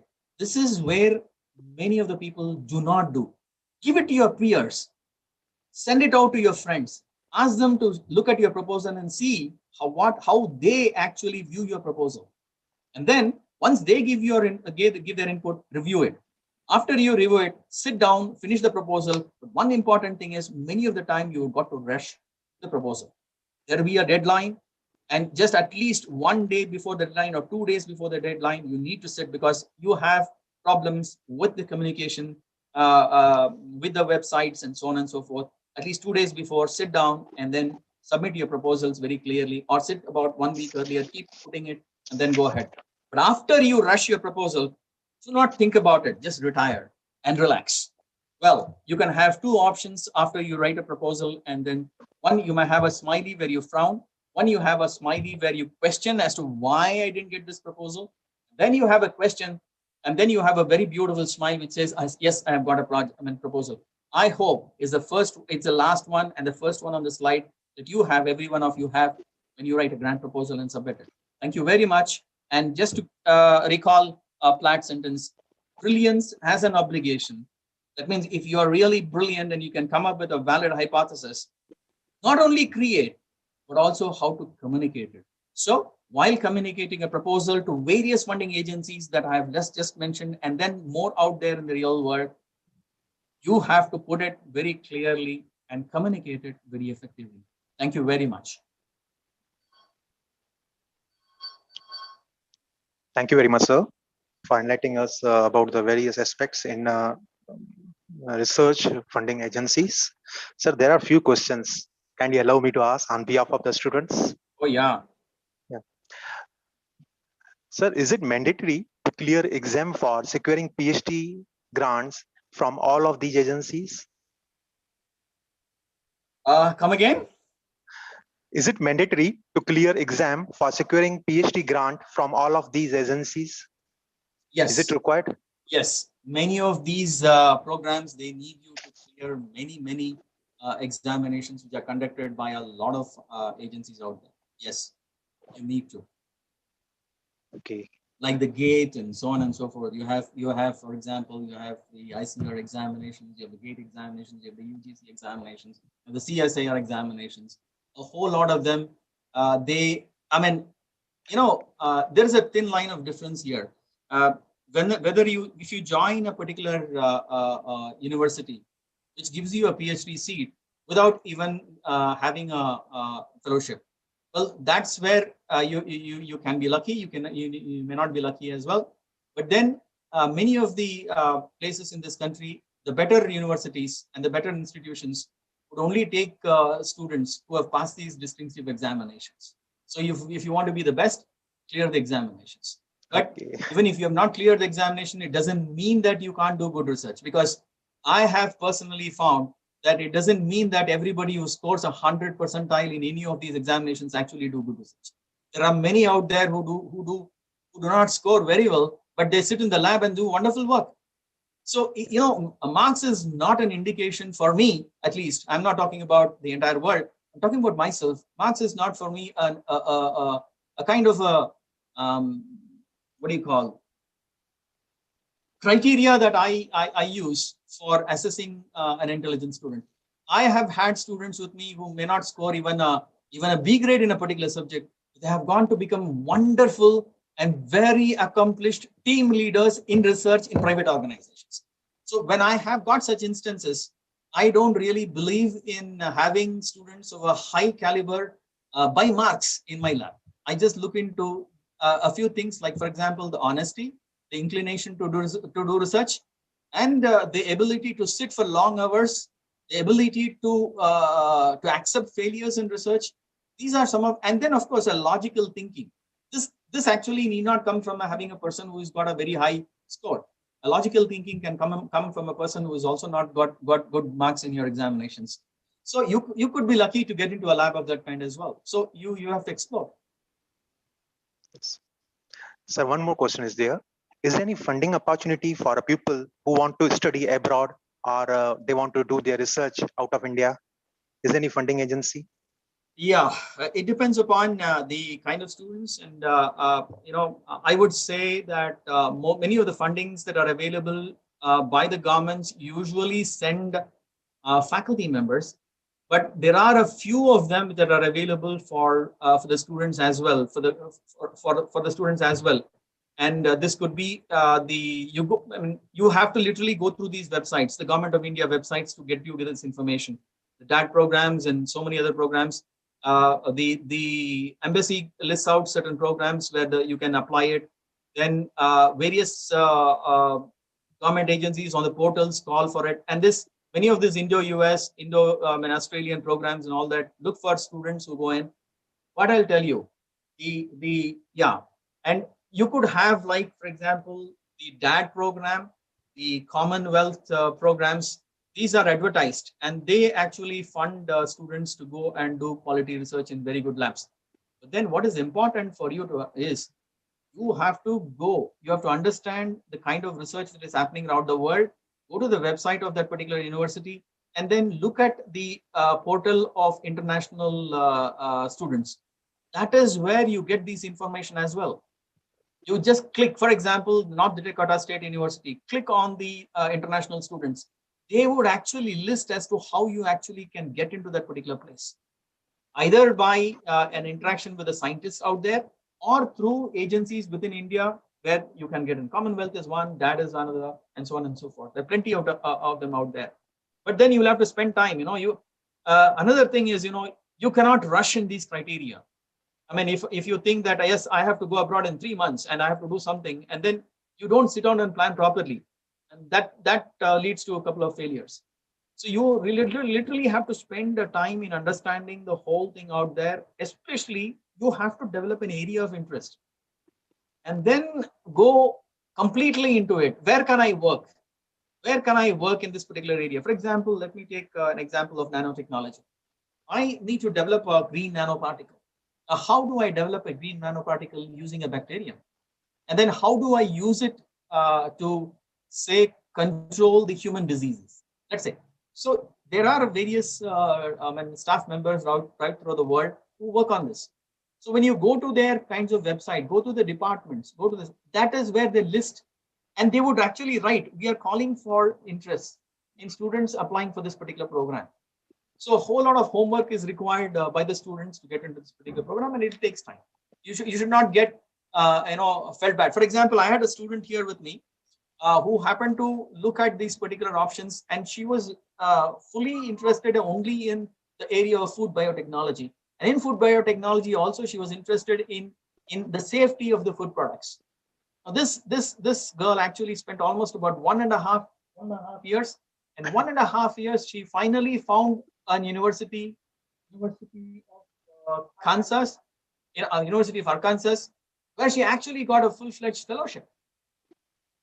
No, see, 1.5 years. She was getting upset. She was trying various European organizations and so on and so forth. Finally, she homed on to one university and then applied and got there. She's just left 1 month back to the University of Arkansas for doing her PhD. So yes, doggedness in approach, that I'm not going to fail, I'm going to really succeed. That's one thing which you have to have in order to succeed. The whole world out there is your market. Right. So go and fiddle out with that. Sir, one question is there. It's from my side only. Is there any conflict of the interest in a research funded by a private agency in a particular field? Is there a possibility of conflict of interest comes if there are two parties involved, and then how do you commercialize it? Okay. Now one thing. Second thing is conflict of interest can arise if there are two researchers doing the same thing in a particular place. So when you talk about conflict of research, that is when you have to have your MOU very clearly. With any agencies, you have to have an MOU clearly clearly written that there is no conflict of interest coming up in this particular proposal. For example, A, you're using a vector, you're using a gene. Let's say you're using a gene and you're using a vector. Now, is that a subject of patent? Then it becomes you're using my vector, my gene. How can you develop a technology using my gene? And then you will have to write to them and then get into a MOU with them, and then you have to share your profits or the money gained out of it or the research gained out of it. So you will have to take care of it. Yes, conflict of interest is very, very important, and of late it's people are getting more and more scary with that. I mean, you're not to be scared, you'll have to be legally correct. That's all. And that's not a problem. Being legally correct is always fine, because your mind can be very comfortable doing research. Right, sir. Right, sir. Exactly. Thank you so much, sir. Sir, one more last question is there from my colleague, Madhumandi ma'am. Sure. Please, Madhumandi ma'am. Yes, sir. Please, ma'am. Thank you so much, sir, for you want to ask a question, na, to the sir, please. Thank you, sir, for giving me permission to put across my question. Sir, my question is on behalf of humanities research. Since in our college we do have PG departments with subjects like history and literature in various languages. So could you give us certain funding agencies which could help out students as well as researchers in humanities research? Yeah, when Dr. Ranjana wrote to me, I very clearly said I'm weak in these particular areas. Arts and humanities is not my area of interest. I should not step into an area where I'm not very comfortable. Having said that, you have various, having said that, if I were tomorrow to branch out into humanities, it's very, very easy. Because as a humanities researcher, you will have very many organizations in the country. For example, for me, Department of Science and Technology. Okay, it's science and technology. So, like for example, for humanities, you will have, for example, there is an archaeology department. Let's say you're interested in the history, and then you're interested in the history of lost civilizations. And then if you have an interest in the history of lost civilizations, there are plenty of civilizations which have gone off from the face of earth because of water entering into that. Okay, so then you have to understand which of those organizations actually. For example, then I would go to the archaeology sites, archaeology departments, and then look for proposals. They will be there. For example, I need to understand that on the coast of, for example, recently when you had the tsunami coming up, and then Mahabalipuram is one place where they started unearthing a totally new, city there. They started unearthing. So here is when that particular person would be interested in finding out what is present in the coast, say several years back. So it's simply a question of archaeology. Okay, let's forget about that. Let's talk about Alexander the Great. Let's say, why did Alexander fail? Why did Alexander fail in his mission? I mean, then you have to ask questions, and then you will have to go to the Historical Society of India or whatever it is. There'll be a whole lot of organization there asking you questions. And so like that. There are, for example, if you look at English, let's say you have two different authors, maybe Shakespeare and his contemporary. Now, then how did English evolve during that particular time frame? In that time frame, when Shakespeare and his contemporary were writing the English literature, now what is the variation that you observe between Shakespeare and the other author? Then you go back to the Department of Arts and Culture and all those things. Very many people out there. I do not know because I'm not entered into that field, but I'm sure any of the people who are interested in research, would get grants very comfortably. But then your question should be very, very innovative and something that nobody has done before or need to be completed. Somebody has asked a question, it needs to be completed. I'm sorry, I do not know whether I've answered your question, Professor Madhumati. Yes, sir, completely. I'm sure this is going to help out our students. Some of them have already qualified NET. So they are looking out for research opportunities. They are in the second year of PG.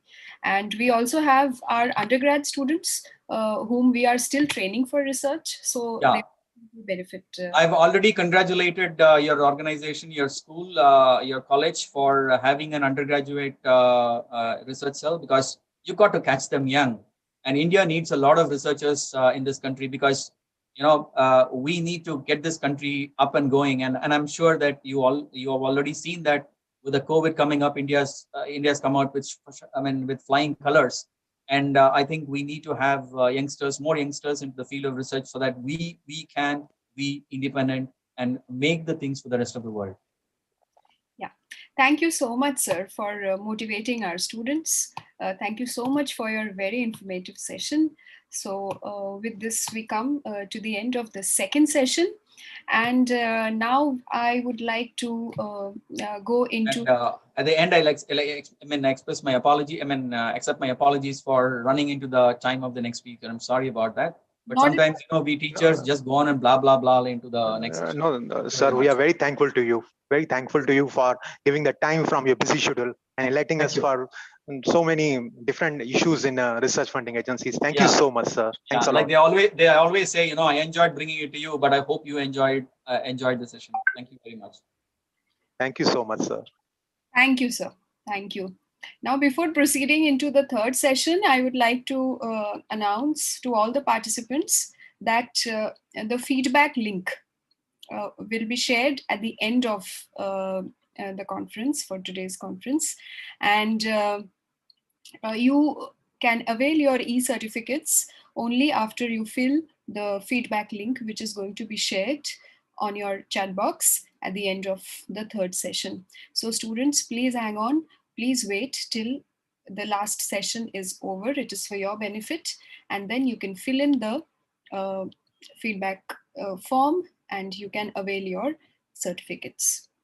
Okay, so preparing for the third session, let us start the third session, and for which I would like to invite Dr. Rupali Mokashi ma'am from the history department, and I would like her to please introduce our next speaker. Thank you, Madhumanti. On behalf of Seva Sadan's R.K.Talreja, I welcome you, Dr. Avni ma'am, for today's last session on emerging research areas in commerce and finance. It gives me immense pleasure to introduce the speaker, Dr. Avni Shah. She is Assistant Professor from the Institute of Commerce of the Nirma University at Gujarat. Dr. Avni Shah has more than 13 years of experience in accounts and finances. Her research interest is in the area of corporate finance and accounting. She has authored 4 books. She has published research papers in journals of national and international repute and presented papers in national and international conferences. She is currently working on a minor research project funded from Nirma University. Dr. Shah has also served on various committees at faculty and university level while working as assistant professor at the Gujarat University. She is also a life member of Indian Accounting Association and Indian Commerce Association. So without taking much of the time, I invite Dr. Avni Shah on the platform. Dr. Shah, please.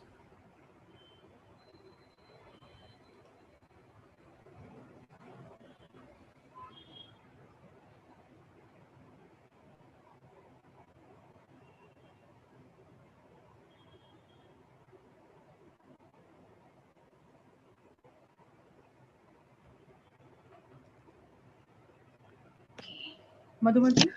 Yeah, a very good morning to one and all present. Thank you, Dr. Rupali, for introduction and inviting me to deliver a session on the topic emerging areas of research in commerce and finance. I have been asked to motivate the students for the involvement of the research.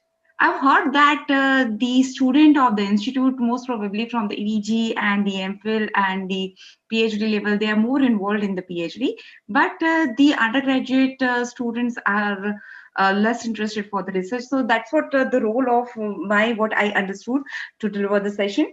So definitely here in this session, I'll definitely focus on the emerging areas of the commerce and the finance. related.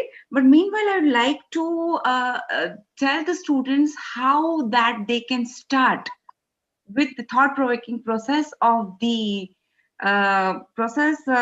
research and that. Ma'am, can you help to share the PPT?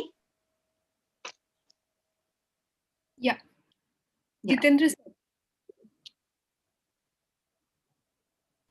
Ma'am, you can also share. Actually, sir, yesterday I forwarded it. If Okay, possible, okay, okay. and if you can do it, then that would be great help. Yes, yes, just Sure, sure, ma'am. It'll be done. Ranjana ma'am, Yes, sir. do you have PPT of ma'am? No, I think Avni ma'am, we have not received PPT on email. You need to share it from your side only. Okay, that's not possible. So, ma'am, can you guide me? What is the option over See, here? at the bottom there is a green button. You could see share screen. Okay. But Got it. before that, you need to open your presentation and minimize it. Yeah, sure, ma'am. I'll do. Just give me a minute. Yeah.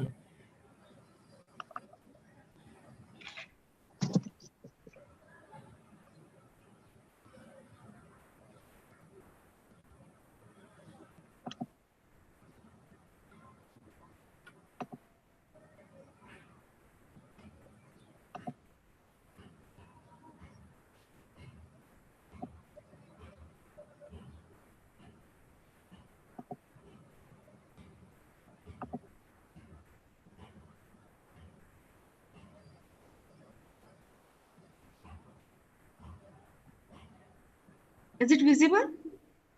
Not yet. Okay. I think you need to share. Click on the share button. Yes. Yeah. Yes, now it's. Yeah. Coming. Is it visible now? Yes. Yeah, now it's visible. Okay, just. Yes, it's visible. Okay. Thank you so much.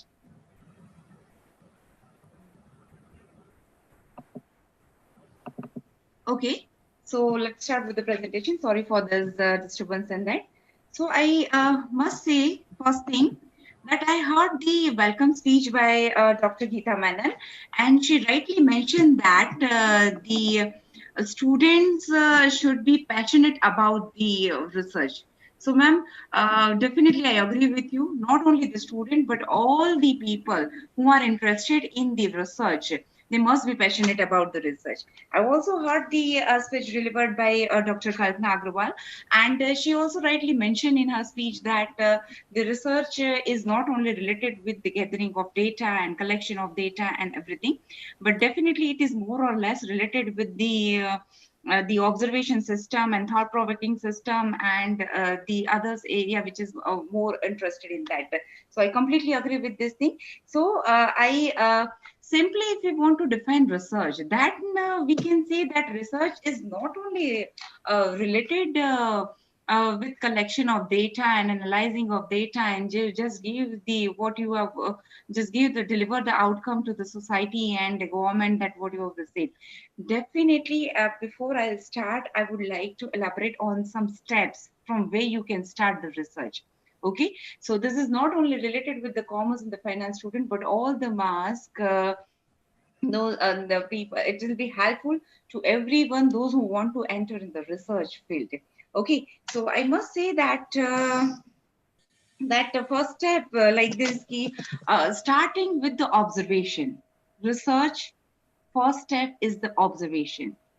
Observe whatever happened, and then after, decide the main purpose, what you want to do, what you exactly want to do. So this is one thing. So this will ultimately help to get deep into the topic. So something helpful can churn out, and this will be helpful to everybody. Okay, so what exactly the context of the research? Why research is important to the stakeholders? Who are the stakeholders? Who can come in the stakeholders in that? So stakeholders like such as the governments, public or society, corporate, academicians, and the students. Okay. Now, first of all, if I'll speak here about the government. Okay. Ma'am, I'm sorry to interrupt you, but we can't see your slides. If you have shared it, it is not visible to us. Just a minute. I'm again trying to share this.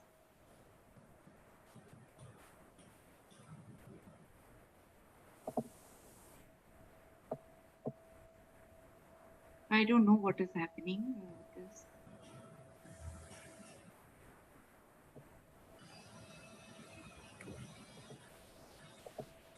Okay. Yes. Now I think it is visible.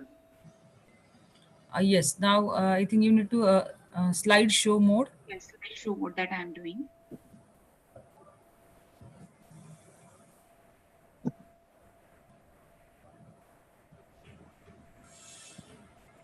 That is not working. I don't know.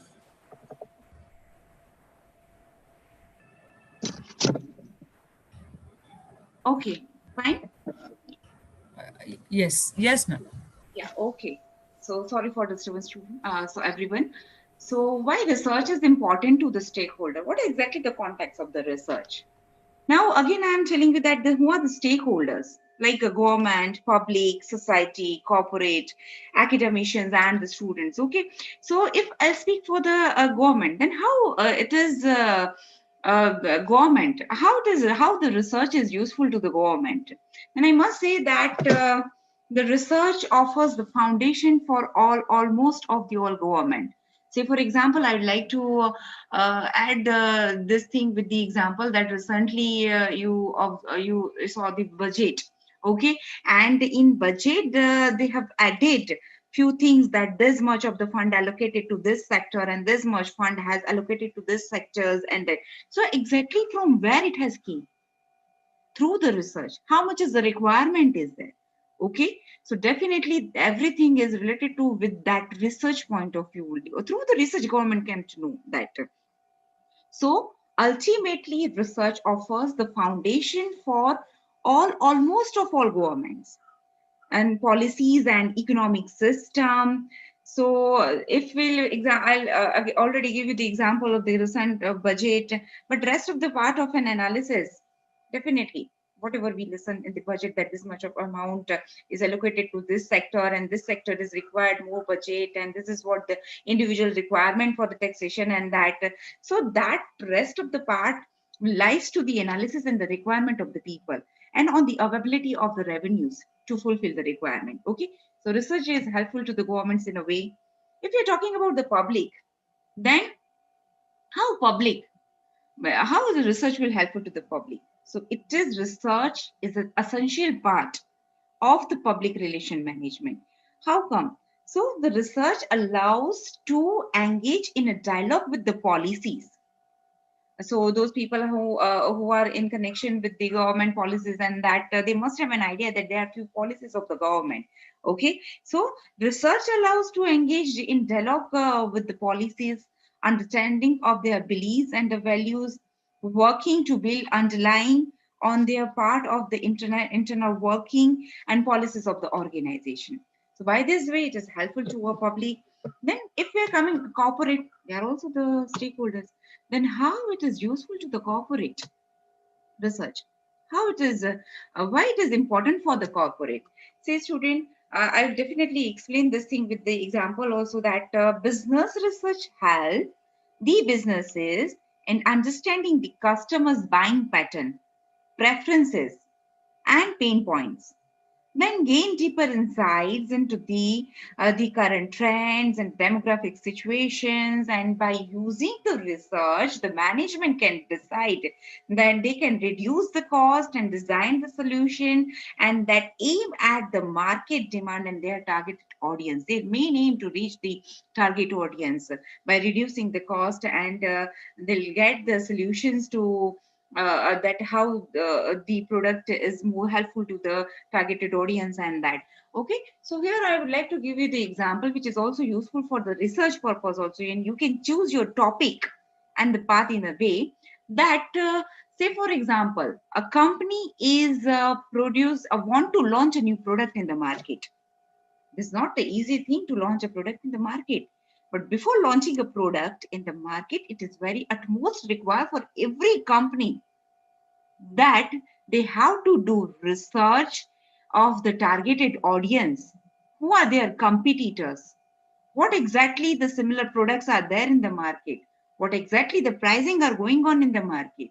And after taking all this, after doing the research on all this thing, they will take the decision. And then after they can decide that what exactly what exactly the product, what could be the cost, and how they can survive in the market, and what would be the future demand in the market. Okay, so afterwards they can take a decision that the product should be there in the market. So this is what the part of the basic research. The student, you can also choose this thing while doing the research, and you can help to the corporate also in a way that what exactly going on in the market, what exactly the demand, a kind of small survey you can do this thing. I'll definitely elaborate the further things in my the next slides, and I'll tell you that how you can do, though you have a knowledge of research methodology or not, that doesn't matter. Okay, but how you can give your input in the research in a way. Okay, so the last and important thing for the academicians and the students, how research is the most important in a way. Okay, so definitely student, I'm from the commerce field. Definitely we are thinking for our own benefit. Why I should do research? Okay, why I should do research? What is the benefit to me by doing a research? Okay, so definitely I would like to say that as an academician, research is very much important to me for my personal growth also. Okay, and through the research I can devote something to the society, something to the government. Okay, I can give my contribution to my institution. I can contribute to the government. I can contribute to the society. I can contribute to the people. Okay, those who are in requirement of my research, they can use my research. Through the output of that research, they can gain many more things. Through the outcome of my research, they can gain many more things, and they can take their decision. So definitely for the personal growth, and personal growth is not only important to the academician, it is helpful to the students also. So first question in your mind at the level of the student, definitely, why should I do research? What is my benefit? Okay, definitely it is there in our mind. So this is not the only thing that the for the sake of the study purpose and not, but this is helpful to the student for their personal growth, which through your research, student, you can contribute to your institute, to your college, to the government, to the society. Okay, which is definitely strengthen your CV also. Okay, so research help ultimately through this trial and error procedures. Once you start with the basic process like I heard that you might be possible that every people is not aware about research methodology and hard code of the research, and that without that it won't be possible to go for the research. So student, what you can do, you can just start writing a blog on a simple topic. What is the whatever in way you are interested, whatever in a topic you are more comfortable, just start writing a blog, 500 700 words and not more than of that. Okay, because this will helpful to improve your writing skill. Okay, so without writing skill, research is, I must say that it's not working. Okay, because there is one message you want to convey to the society through your research. Okay, so writing skill is very much important. So first select the topic in which you want to work and in which you are most interested, and then after start writing of 500 700 words of blog. Then if you don't know the methodology, it's fine, it's fine.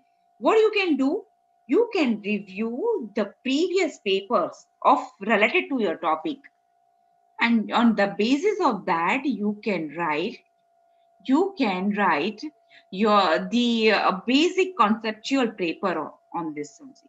You can review the 50 60 70 80 papers of the same topic, and basis of that you can summarize the work of that people, and you can find out the gap out of this thing.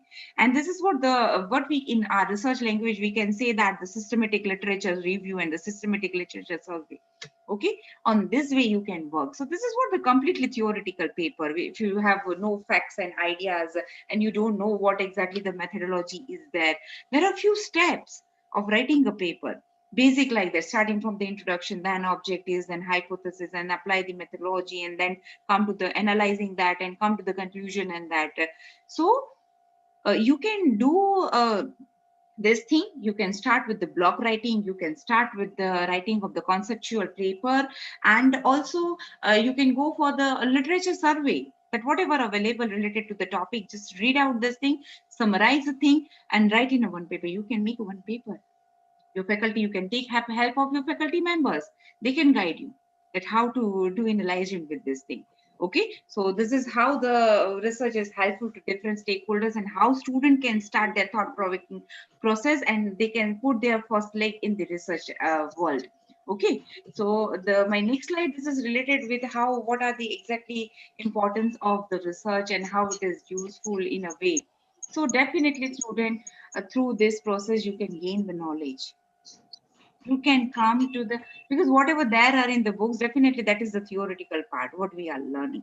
But what is actually going on in the market, and what exactly the practice is there? Okay, so through research, you will come to know the exact and the practical situation, which ultimately helpful to gain your knowledge. Okay, through you can facilitate the learning. Through the outcome of your research, you can aware the public. Okay, you can find the opportunities and the ways. You can analyze the things, the data that you have received through the survey, if you get the data, through the secondary data, if you get the data, and you can analyze the data, and then through that you can share the valuable information to the mass.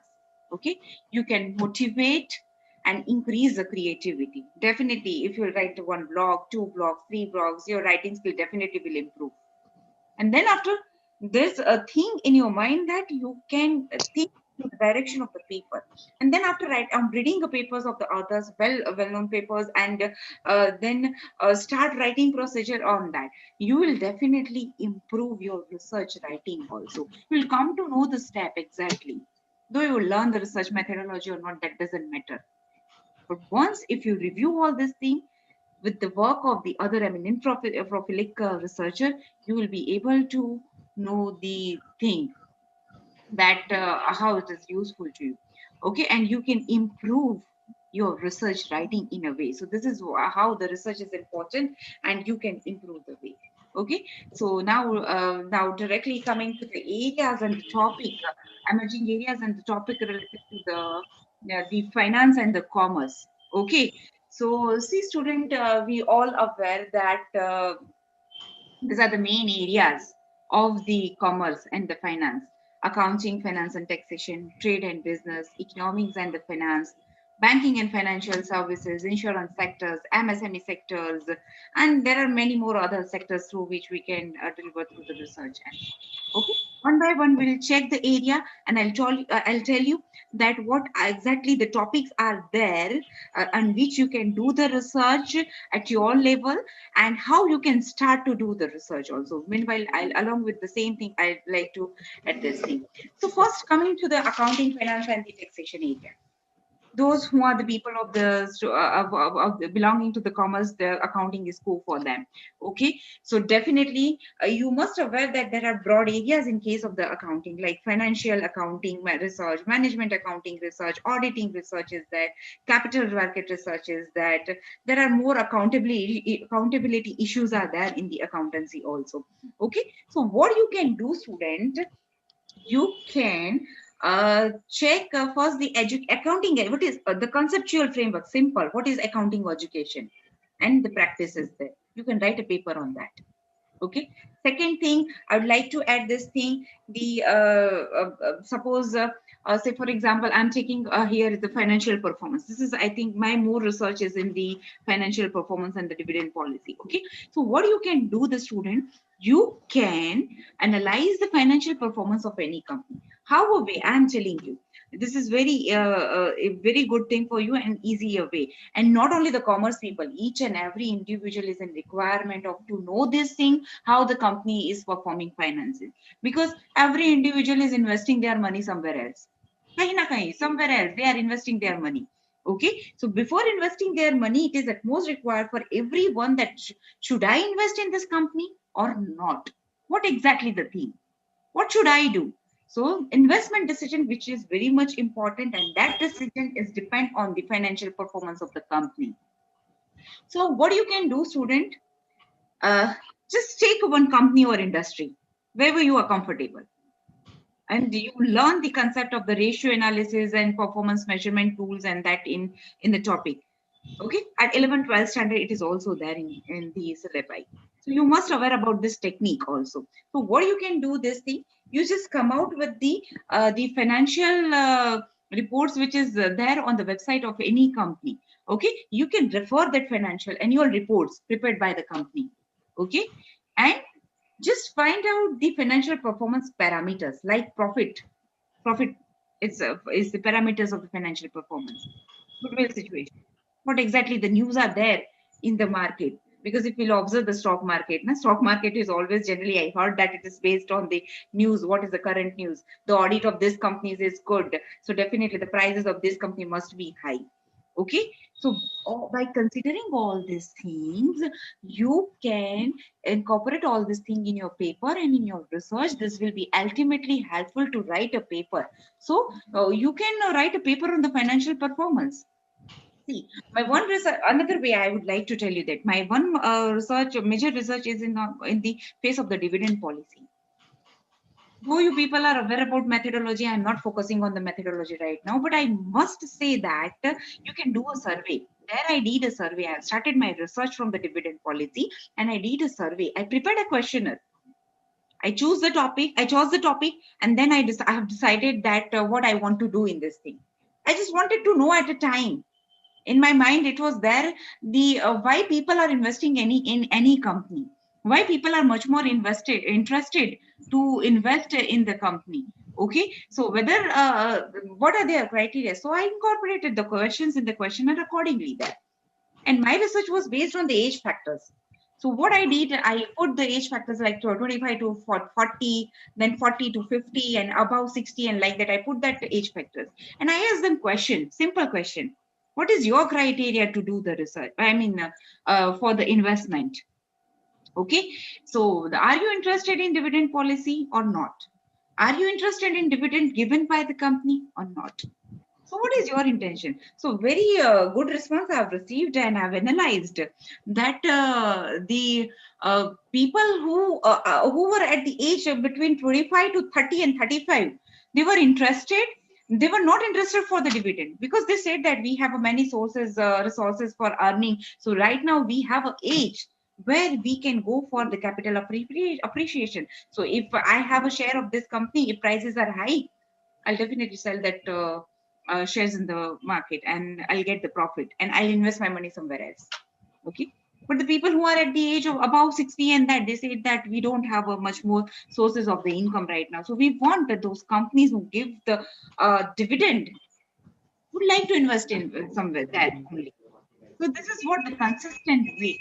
They are interested to invest in that company where if they will get the dividend, some introduction is there.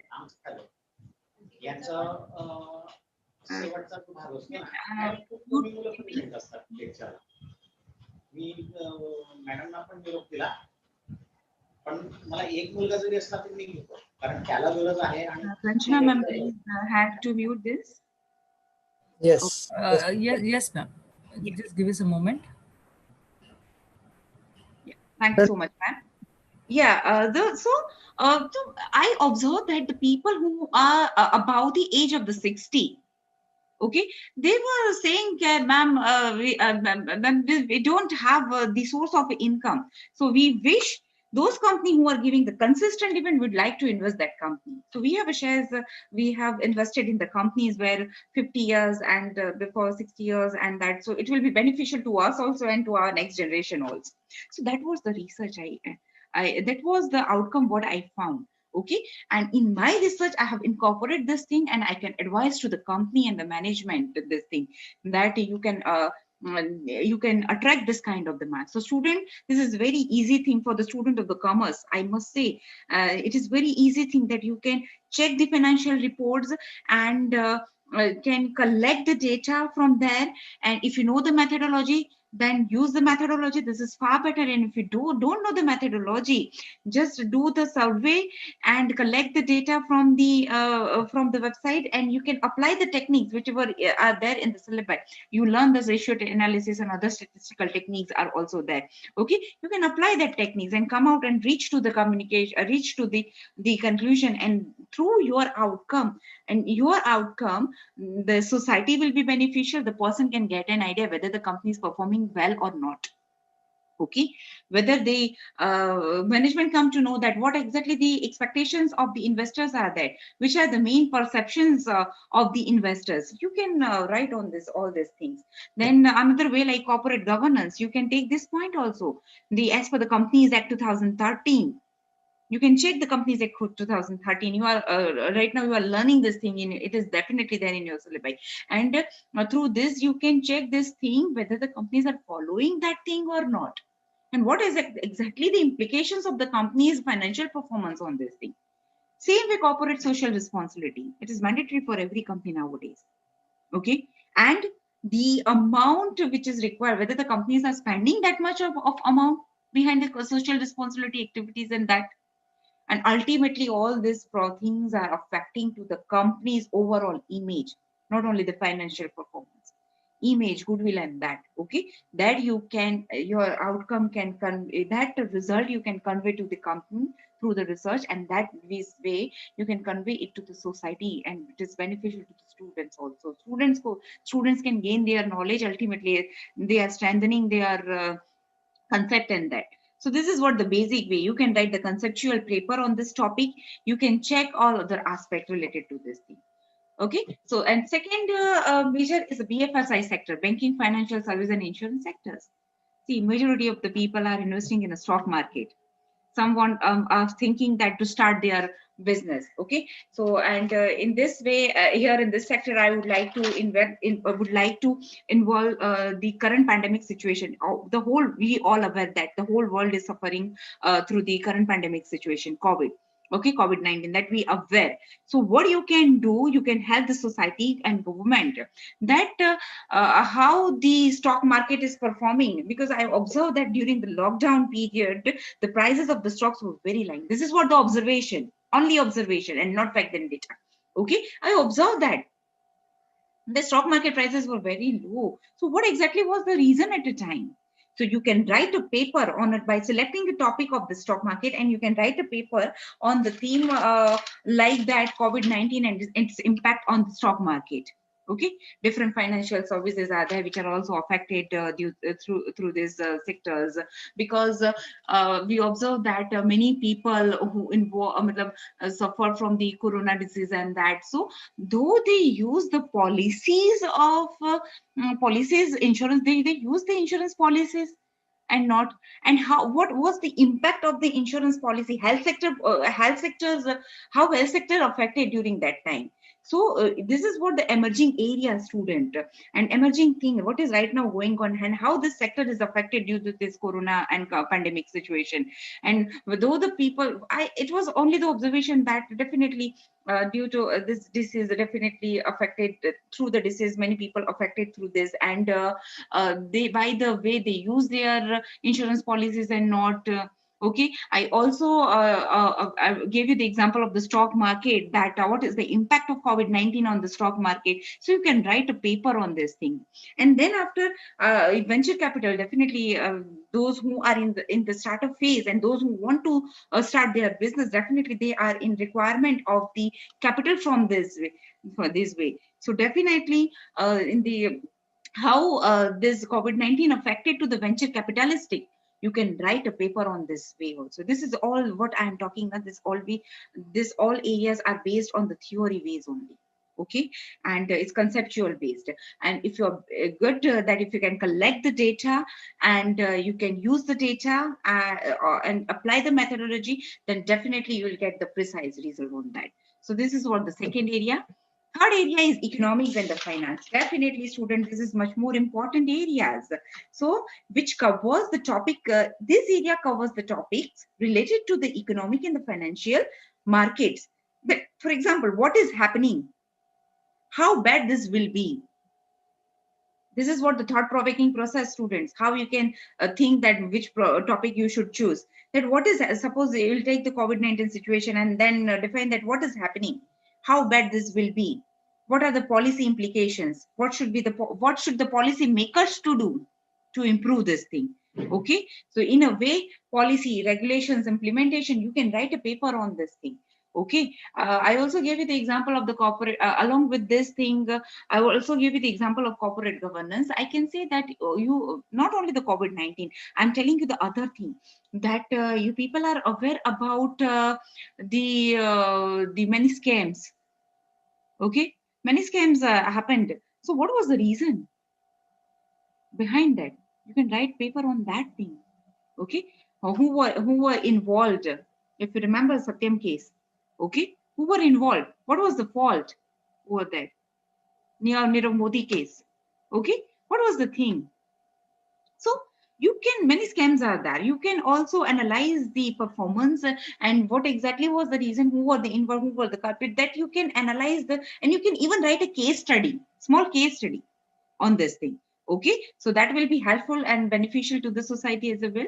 So this is what related with the economics and the finance. Next one is related with the micro, small and medium enterprises, that is MSME sectors. Student, you are aware that this is very much, India is a developing country. Okay, and general major focus is on this sector also, and this current pandemic situation, these sectors are more affected. And if you have read heard the budget properly, then the finance minister declared that that this much of amount has paid to this sector for their for rebuilt up and for their gain and that. Okay, so you also heard that Atmanirbhar Bharat. Okay, this scheme also Prime Minister very well said on this thing. So you this means, I mean to say that you can pick this out, this small, if you are interested in this sector and you can do the survey, then just pick up small sectors and the areas, and there you can do the survey. You can collect the data and what kind of the policies are there, what kind of the schemes are given by the government.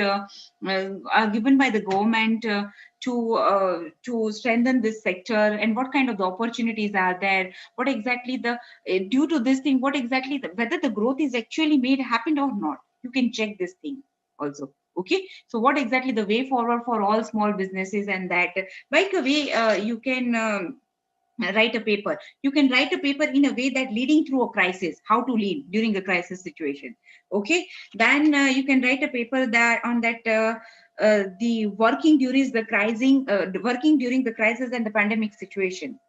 Okay, that you can write a paper on many more things, how this will be beneficial, and you can think that these are the very small thing on which you can write a paper. Okay, and can benefit to the business. Now, trade and business, definitely adapting your business. Okay, this is a major core part of the business. So how to help the business to survive during the pandemic situation? You can write a paper, role and impact of technology also. You can write this thing, because this during this time we all observe that the role of technology is quite high. So if there is a crisis situation and how to survive in the pandemic situation, if that kind of this crisis are there, then how will survive? All right. Okay, so involve what exactly the role of technology, then startup performance, ease of doing a business, digital organization. See, student, right now everything is going on online. Okay, online mode, and digitalization is more, a role of digitalization is more. So you can think that digital private you can write a paper on digital privacy also. So there are many themes and ways on which you can write a paper. So that's all from my side. These are the major core areas, and looking to the prevailing situations. And I also focusing on the accounting and the financing aspect and the economical aspect also. So might be helpful to you. So thank you so much. Over to you, ma'am. Thank you, ma'am. Thank you for this brilliant, thought-provoking sessions. You have addressed to various core areas of research, considering that large number of crowd belongs to our undergrad section and also postgraduate section.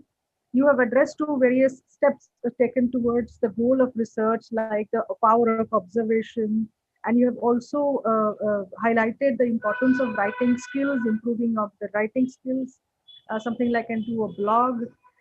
You have also, that was very interesting, that I basically being a history teacher, what I liked that you have suggested a lot of areas where students can pick up and write research papers at various levels. So that was very wonderful. Thank you for sparing time for us. Now, with the permission of Madhumanti Madam, I will open the session for question answers. I will ask some of my colleagues over here, Ranjana ma'am, Neelam Kapoor ma'am, our vice principal. आप commerce वो कितनी हो meeting में? Yeah, thank you. Over to you, Ranjana ma'am. Ranjana ma'am. Ranjana ma'am. Okay. Okay. I think it was really wonderful, Dr. Avnisha. See, I belong to now biological sciences, but I do want to ask one question. It was actually lovely to know all the arenas related to commerce field. And since you covered that stock market stuff and everything so nicely, I really liked it. I may be asking a question that will be out of the context with respect to my subject, but I really want to know. See, in a biological science, we have some research where we actually generated data, and most of the commerce research is basically survey sort. That is what my understanding it. I may be wrong. So would you like to elaborate on this? So do you have any research where you actually generate original data, that sort of thing, other than survey kind of a stuff? Okay, ma'am. Actually, we are from the academics and we definitely read many research. So we are aware about the secondary and data and the primary data. Not in the science only, ma'am. In commerce also we can originate the data. So survey is the method only through which we can originate the data. And the secondary data means I gave the example while I was explaining the student that they can view the and observe the financial annual reports of the companies and collect the data from there, and by applying the methodology they can give the result to the society, and that would exactly happen. So it's not that, ma'am. In commerce also the student can originate the data through the survey, and secondly they can use the secondary data which is already given or the published somewhere else, though collected from the government website, though collected from the company's website, and they can use that data and they can collect the data and they can incorporate that data in the various ways. So there are various methods to originate the data. Say for example, I would like to tell you that one of the research is in my project is going on the financial inclusion. So whereby I'm targeting to the I'm targeting to the rural area and the women of the rural area. So I wanted there I prepared a questionnaire and I am doing a survey and I am asking them question that whether they are aware about the schemes of the government given by them or not, they have a bank account or not, and whatever the things are given, benefits are given by the government, are they availing this thing or not? And if they are availing, then what exactly benefit they are getting out of this thing? So this is my original data. Okay, so through this survey I'm gathering the original data and convey to the convey to the and I'll submit my report to the government that this is what the actual situation, what how you are giving and how what exactly the scenario right now, though you are giving what exactly the women are empowered or not. So ma'am, this way we can generate the data in commerce also. That's not that that we can only use the secondary data and calculate this and they give the result based on the fact and figures. Definitely finance and commerce is based on the fact and figures. Okay, but this is the way, this how for giving the fact and data we have to generate the data. So this is there are some methodology through which we can generate the data also. So I hope thank you so much. Thank you so much. Factory too. Okay, over to you, Rupali ma'am. Any more questions?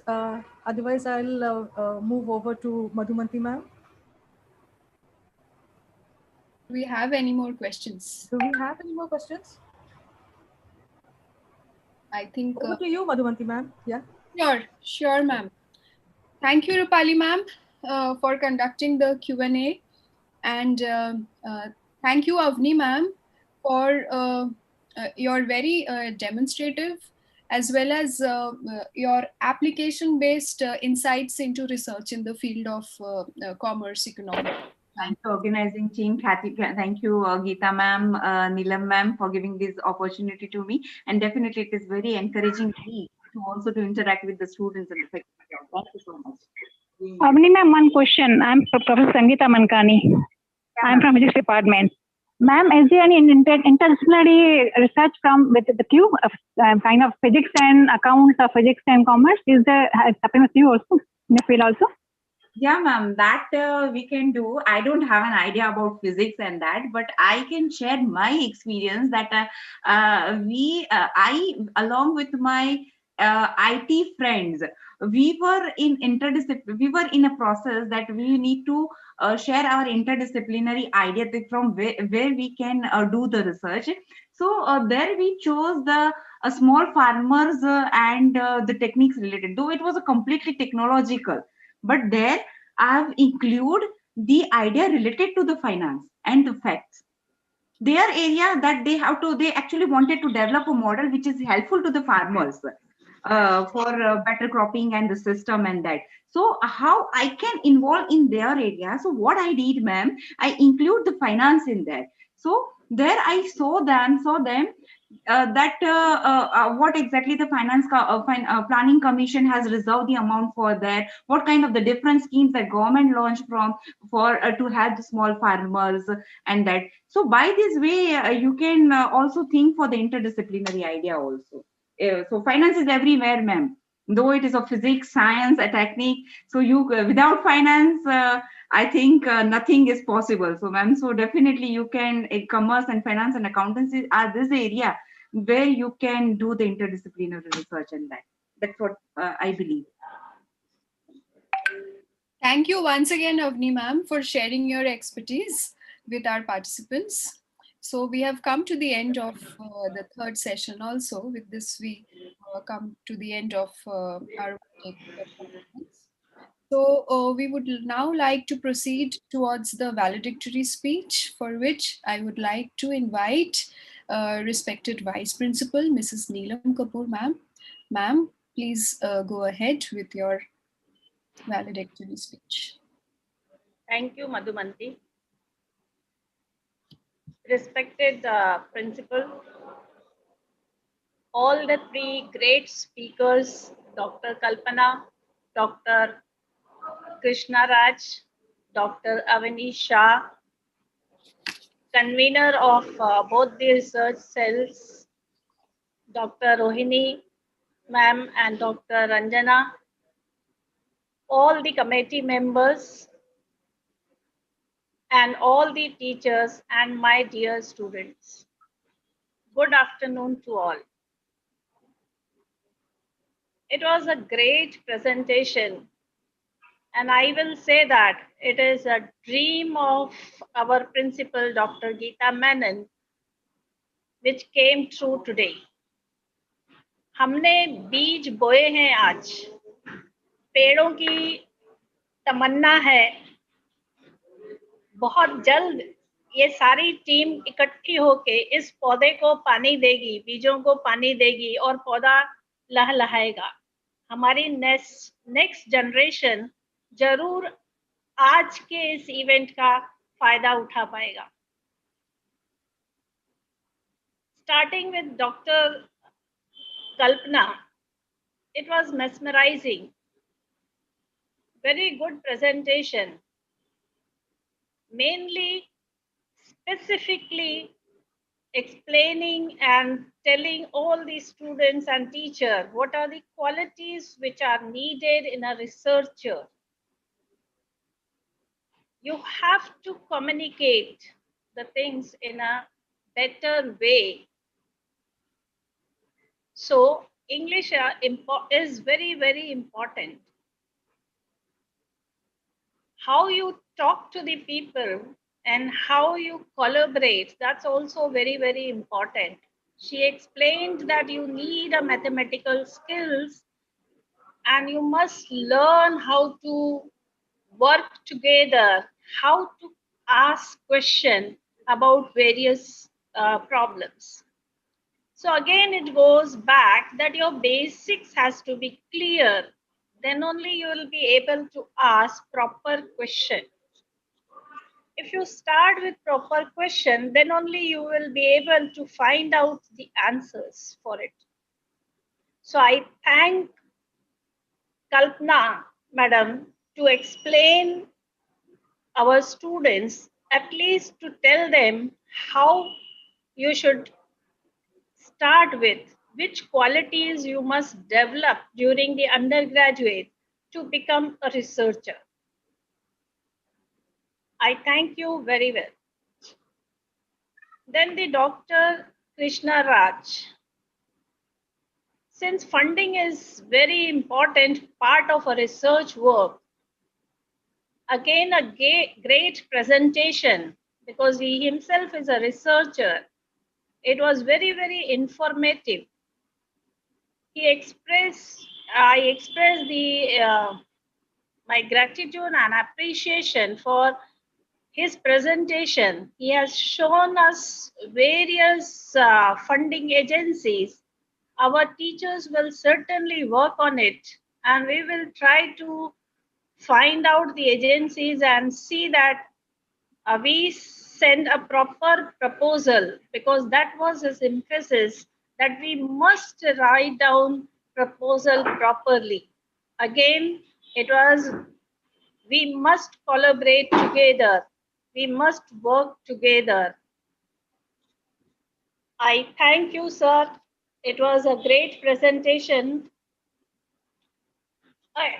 And at the end, Dr. Avani Shah. She has explained not only in commerce and accounts, where we think it is just a data collection or just whatever is coming to you, you analyze and present the paper. She has given an insight that it is more than that. And it's not only she has talked about her subjects, but has also given insight that you can do the research in many different areas, collaborate together and work. As Dr. Shah has explained wonderfully how we can go about and do the collaboration. This was the first step that we invited you here. As one of my colleagues from physics department, Sangeeta Mangnani, madam has asked you, the physics and the financial world market, I would like to inform you that the financial analysis, the softwares are based on one of the physics theory of chaos. And it was Dr. Mukashi from our college who has submitted the PhD thesis, I think 5 years back on that. He got PhD for that. It was a physics applied in the financial market. I know that it is nearly 1 o'clock. Everyone is feeling hungry. So I will thank again to all. It was a very, very great presentation by all. We don't know how the 3 hours passed. But what I would like to say, promise to all of you that our principle is always for the research. Our management is ready for the funding, even at the undergraduate level, for the new ideas. So I can promise that we will definitely work on all the suggestions and informations given by all these speakers. I will end saying that there are two main things a researcher must have is open-mindedness and critical thinking. Since many of my students are not very good in English, I would like to summarize in Hindi. आज के webinars में हमने ये समझा कि प्रश्न पूछना सबसे जरूरी है, पर प्रश्न पूछने के लिए सब्जेक्ट की समझ होनी चाहिए। तो आप सबसे पहले अंडर ग्रेजुएट लेवल पर अपने अपने सब्जेक्ट को समझने की कोशिश करिए। प्रश्न पूछिए, गलत होगा तो क्या, टीचर समझाएगा, आप जानने की कोशिश तो करिए। ये रिसर्च का पहला स्टेप है। जब आप प्रश्न पूछना शुरू करेंगे, उनके उत्तर ढूंढेंगे, आप में कुछ क्वालिटीज होनी चाहिए जो आज के स्पीकर्स ने बताया कि आपको एक टीम वर्क करना आना चाहिए, आपको कम्युनिकेशन मतलब अपनी बात दूसरों के सामने रखना आना चाहिए, और बहुत इम्पोर्टेंट है फंडिंग। फंडिंग के लिए जो आप प्रपोजल भेजेंगे गवर्नमेंट या किसी भी एजेंसी को, तो वो सही और साफ होना चाहिए, ताकि उनको कोई प्रश्न न हो कि ये क्या है, क्या करना चाहते हैं। वो प्रपोजल पढ़ के उन्हें समझ आनी चाहिए कि आप क्या करना चाहते हैं। आपको अपने माइंड में क्लियर होना चाहिए। अगर आप कॉमर्स की तरफ से हैं या आर्ट्स में हैं, रिसर्च उसमें भी किया जा सकता है।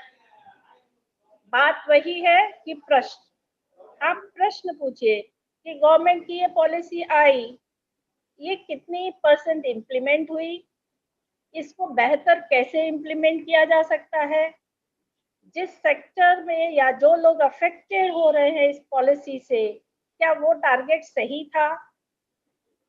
अगर हम इन सब प्रश्नों के उत्तर ढूंढने लगेंगे तो वो रिसर्च ही है।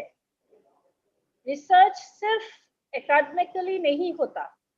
रिसर्च का मतलब सिर्फ आपका पेपर प्रेजेंटेशन, वो एक इम्पॉर्टेंट पार्ट है एज करियर, लेकिन अगर आप लाइफ में हर समय अपने एटीट्यूड को लॉजिकल क्रिटिकल बनाएंगे, तो वो आपको पूरी लाइफ में किसी भी करियर में चले जाओ, वो इम्पोर्टेंट होगा। आरकेटी कॉलेज की तरफ से हम प्रॉमिस करते हैं कि हम वो सब करने की कोशिश करेंगे जो जरूरी है आपके रिसर्च के लिए। Thanks to Dr. Rohini Madam and Dr. Ranjana, and appreciate that you arranged this webinar. In 3 hours, we have learned a lot, and we will continue working on this line. Thank you. Thank you, Madhumanti. Over to you. Thank you, Neelam ma'am. Thank you for making this session a little more comprehensive towards the end to our students who may have missed out certain technical points given by our resource persons today. I'm sure students of all the streams, arts, science, and commerce have heavily benefited from today's session. So coming towards the end of the valedictory session, we have another special guest here, Dr. Bela Nabar, who is the HOD of Microbiology Department, CH College. Do we have Dr. Bela Nabar with us here? Yes, I'm here, Madhumita. Hello. I would invite Dr. Bela Nabar to please express her views regarding today's conference. Over to you, ma'am. Yeah. First of all, I would like to thank Principal Madam and R.K.T. College and the research cell for giving me a chance to present my reviews about this excellent seminar, which was held for last 3 hours. The topic selected is very much relevant to the current situation and to motivate the students as well as the teachers. First thing. Second thing, it was very much on schedule, which is required as per the rules. Thirdly, the speakers. I think every speaker selected was giving a knowledge which is required. The first speaker, Dr. Kalpana Agnihotri, she highlighted about the UG students. She told them how to go about, how to start research, where to search, what sort of work should be selected, how should be the hypothesis. And at the end, she also said that to be successful, one has to decide what are their priorities, what are their likings. So a stepping stone was set up in the first lecture. In the second lecture by Dr. P.U. Krishnaraj, he told us all the different funding agencies. In half an hour, he covered the funding agencies as well as the current deadlines of the proposals to be sent. And the most important, what are the pointers or what the important points are to be thought of or ought to be taken care of during writing a proposal, which is very important. And during lockdown, I think so, we have time to give and decide upon some proposals to be written up. So hoping that RKT college teachers, students, and even participants like us are motivated to do some research writing. Thirdly, Dr. Avni Shah, she has covered all the commerce related issues. The commerce related issues about how to select the topic, how to write a paper, and how to have a data by doing a survey. So just to sum up, it was totally an excellent seminar, and I am expecting many more from RKT College so that I will get more knowledge. Me and even my students who are here today will be able to get lot of outcome from this excellent webinar. Thank you very much from my side. Thank you so much, Dr. Bela Nabar, for reviewing the course of our conference today. I'm sure it has benefited students in the country as well as students abroad, since we've had registrations, international registrations as well. So with this, we come to the end of today's session. And I would like to invite now Dr. Santosh Motwani, who is a member of the Research Development Cell, the HOD of Hindi Department, to please propose the vote of thanks. Sir, are you there with us? Motwani sir? I think sir needs to unmute. हाँ जी अभी आपने unmute किया madam. हाँ नमस्कार madam. नमस्कार sir. आप हाँ धन्यवाद मैडम. आज के इस अद्भुत और विलक्षण शोध सम्मेलन कहें, शोध सभा कहें, और बहुत से शब्द कह सकते हैं, जो हमारी आदरणीय रोहिणी मैडम और रंजना मैडम ने आयोजित की. और आज क्योंकि अभी नीलम मैडम ने और बेला मैडम ने मेरा बहुत सा कार्य संपन्न कर दिया, तो एक क्षण यह भी है कि रोहिणी मैडम सुंदर शनिवार के दिन अमृत सिद्धि योग होता है, उसमें एक अद्भुत सभा का आयोजन किया. क्योंकि रिसर्च कन्वेंशन का अर्थ ही है कि शोध, और शोध का कार्यक्रम मैडम ने आयोजित किया है हमके लिए, चाहे जो शोधार्थी हैं या मार्गदर्शक हैं. तो मैं सबसे पहले कहता हूँ जिसने इस महाविद्यालय की स्थापना की थी, मधुमती मैडम ने, उनके बारे में पहले आपको प्रारंभ में ही उनका परिचय संक्षिप्त में दे दिया था. हमारे आदरणीय स्वर्गीय परशुराम पारूमल जी ने, ये भी शोध का विषय है कि उन्होंने इतना शोध करके पहले लड़कियों के लिए एक बहुत अच्छा महाविद्यालय उल्लासनगर में चालू किया. इसकी बहुत सी जानकारी मधुमती मैडम ने दी, तो उनको सबसे पहले आभार और नमन. मैं गीता मेनन मैडम, डॉक्टर गीता मेनन, जो हमारी आदरणीय प्रभारी प्राचार्य हैं, का सदैव संगी रहा हूँ, साथी रहा हूँ. और उनकी जो एक इच्छा हुई है, हमेशा रहती है कि हम कुछ नया करें सर. और वैसे तो हमारी शोध परंपरा महाविद्यालय की, यहाँ जितने भी मेरे साथ जो प्राध्यापक हैं, वे सभी जानते हैं कि हमारे महाविद्यालय की एक बहुत लंबी शोध परंपरा रही है. जैसे मैं खुद हिंदी का हूँ, तो मुझे मालूम है कि 38 शोध हमारे महाविद्यालय से अब तक 1971 से अब तक हो चुके हैं, जिसमें डॉक्टर दशरथ सिंह के अंडर में 14 हुए थे, डॉक्टर कपूर के अंडर में 7 हुए थे, डॉक्टर इनामदार जी के अंडर में 2 हुए थे, और उसके बाद डॉक्टर शिवशंकर पांडे और अनिल सिंह सर के अंडर में 5-5, और अभी 5 और हुए हैं। तो इतनी लंबी परंपरा तो केवल हिंदी की है, और अब बहुत सी चर्चाएं हो सकती हैं। मैं ये इसलिए बता रहा हूँ कि मैडम ये बहुत सुंदर सभा हम उन सब विद्यार्थियों के लिए जो नवयुवक हैं और शोध में बहुत कुछ करना चाहते हैं, और आज आपने रंजना मैडम ने और रोहिणी मैडम ने जो जिज्ञासा और कल्पना का एक सुंदर कह सकते हैं कि सम्मिलन करके कल्पना अग्निहोत्री मैडम के द्वारा जो हम सबको पूरी तरह से अवगत करा गई कि कौन कौन से मार्ग, कौन कौन से रास्ते से आप शोध कर सकते हैं, किस तरह से कर सकते हैं, कैसे कर सकते हैं। एक बहुत सुंदर भूमि तैयार कर दी उन्होंने कि आप किस तरह से आगे बढ़ सकते हैं शोध के कार्य में, क्योंकि शोध के लिए कल्पना और जिज्ञासा की आवश्यकता होती है, और कल्पना अग्निहोत्री हो तो और क्या चाहिए मैडम। कल्पना मैडम का मैं R.K. तलरेजा महाविद्यालय की ओर से, मैनेजमेंट की ओर से हृदय से आभार व्यक्त करता हूं कि मैडम आपने अपना अमूल्य समय हमें प्रदान किया, और हम आपसे यही आशा भी करेंगे कि समय समय पर आप हमारे साथ हमारी जिज्ञासाओं को या हमारे मार्गदर्शन के लिए आप सदैव तत्पर रहें। इसलिए मैं एक बार आपसे निवेदन करते हुए आपका आभार व्यक्त करता हूं।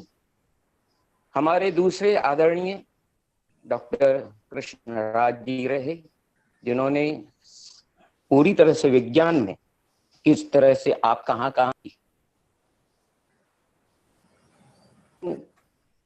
निधियों को, फंड्स को आप कहाँ कैसे कैसे प्रयोग कर सकते हैं, पहले तो उसको प्राप्त करने के पूरे मार्ग बताए आपने, और बहुत सुंदर ढंग से आपने हमें उसमें भी मार्गदर्शन दिया, और ये बताया है कि आपको अगर विज्ञान के क्षेत्र में जिज्ञासा है, रुचि है, इच्छा है, तो वर्तमान भारत सरकार भी आपके साथ है। मैं सर आपका हृदय से आभार व्यक्त करता हूँ महाविद्यालय की ओर से, मैनेजमेंट की ओर से, कि आपने अपना अमूल्य समय हमें प्रदान कर हमें लाभान्वित किया। इसके लिए सर मैं आपका शत शत आभार।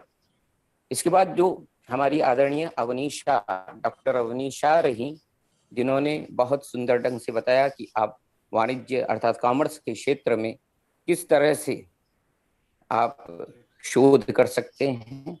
देखिए ये सब चीजें जो हैं, चाहे विज्ञान हो वाणिज्य हो, ये मनुष्य के लिए हैं, ये सब आर्ट्स के लिए फील्ड बनाते हैं। तो ये हम कह सकते हैं कि बहुत बढ़िया संख्या कि हम किस तरह से कला के क्षेत्र में, ह्यूमैनिटीज में या मानवीय में हम किस तरह से कार्य कर सकते हैं। तो विज्ञान अगर है तो किसके लिए है? मनुष्य के लिए। वित्त है तो किसके लिए? मनुष्य के लिए, क्योंकि शोध ही मनुष्य के जीवन की प्रथम सीढ़ी है, वहीं से शुरू होता है मनुष्य का जीवन। और मैं अवनीशा मैडम का इसलिए भी एक बार फिर से आभार व्यक्त करता हूं कि आप अति व्यस्त होते हुए भी अपना समय निकालते हुए हमें पूरी तरह से मार्गदर्शन करते हुए आपने पूरा अपना ज्ञान हमें बांटा। मैं इस पूरी टीम का, टेक्निकल टीम में जैसे भरत खत्री सर रहे, जितेंद्र सर रहे, सुभाष सर रहे, और अन्य हमारे साथी जो इस पूरे कार्यक्रम को, इस सम्मेलन को, इस सभा को अपने अंतिम चरण तक सफलता पूर्वक पहुंचाने का प्रयास करते रहे। सफलता तो हमारे जो भी श्रोतागण हैं जो इन पर चलेंगे वो ही बताएंगे कि हमने कितना अच्छा कार्य किया है, क्योंकि सफलता जल्दी मिल जाएगी तो हम रुक जाएंगे, असंतुष्ट हो जाएंगे। इसलिए संतुष्ट हो जाएंगे, असंतुष्ट रहना चाहिए, क्योंकि शोध वही कर पाएगा जो जीवन में असंतुष्ट रहेगा, तभी नई नई चीजें प्राप्त, क्योंकि मनुष्य की आवश्यकता ही उसके आविष्कार की जननी होती है। हम बचपन से पढ़ते आए हैं, सुनते आए हैं, तो आवश्यकता कब होगी? जब हम असंतुष्ट होंगे कि कुछ नया करें, कुछ नया करें। जैसे गीता मैडम हमको बार बार कहते हैं, अरे सर ऐसा करिए ना, अरे सर ऐसा होना चाहिए, मैडम ऐसा होना चाहिए, सभी को। तो मैं गीता मैडम का भी हृदय से आभार करता हूं कि उन्होंने हम सबको प्रेरित किया, और नीलम मैडम तो उनके साथ रहती ही हैं, क्योंकि नीलम तो स्वयं नीलम है और वे हमें पूरा हैं। आदरणीय नीलम मैडम जी का भी हृदय से पूरे समिति की ओर से आभार व्यक्त करता हूं। और हमारे श्रोता मैडम ने कहा कि आप सभी हैं, तो आप सब हम साथ रहे, पूरे कार्यक्रम का आपने लाभ लिया और आगे बातों का अनुसरण करेंगे। मैं आप सबका भी हृदय से आभार व्यक्त करता हूं। और मधुमती मैडम ने बहुत अच्छी तरह से इस कार्यक्रम का संचालन किया और बड़े सुंदर ढंग से उस कार्यक्रम को मधुमती मैडम ने हम सबके साथ, क्योंकि मधुमास चल रहा है, मधुमास कहने का अर्थ है वसंत ऋतु चल रही है, तो मधु मैडम तो स्वयं जानती हैं हर चीज, क्योंकि साहित्य की हैं। तो मैं आदरणीय मधु का भी बात ढंग से इस कार्यक्रम का संचालन, और मैं आप सबका आभार व्यक्त करते हुए एक निवेदन करूंगा कि हमारे महाविद्यालय की एक परंपरा रही है कि हम किसी भी कार्यक्रम, सभा का, बैठक का हम राष्ट्रगान के साथ समापन करते हैं। मैं आप सभी से निवेदन करूंगा, जहां भी आप हैं वहां अपने स्तर के राष्ट्र हैं, आपसे निवेदन करूंगा कि राष्ट्रगान शुरू करते हुए समापन करेंगे। मधुमती मैडम। जी सर। भारत भाग्य विधाता, पंजाब सिंध गुजरात मराठा, द्राविड़ उत्कल बंग, विंध्य हिमाचल यमुना गंगा, उच्छल जलधि तरंगा, तव शुभ नामे जागे, तव शुभ आशीष मांगे, गाहे तव जय गाथा, जन गण मंगल दायक जय हे, भारत भाग्य विधाता, जय हे,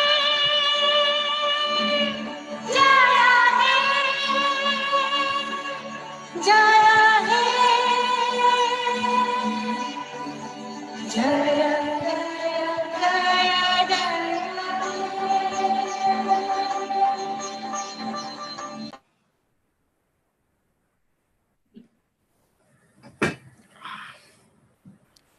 With this, dear participants and all our esteemed dignitaries, we declare today's official today's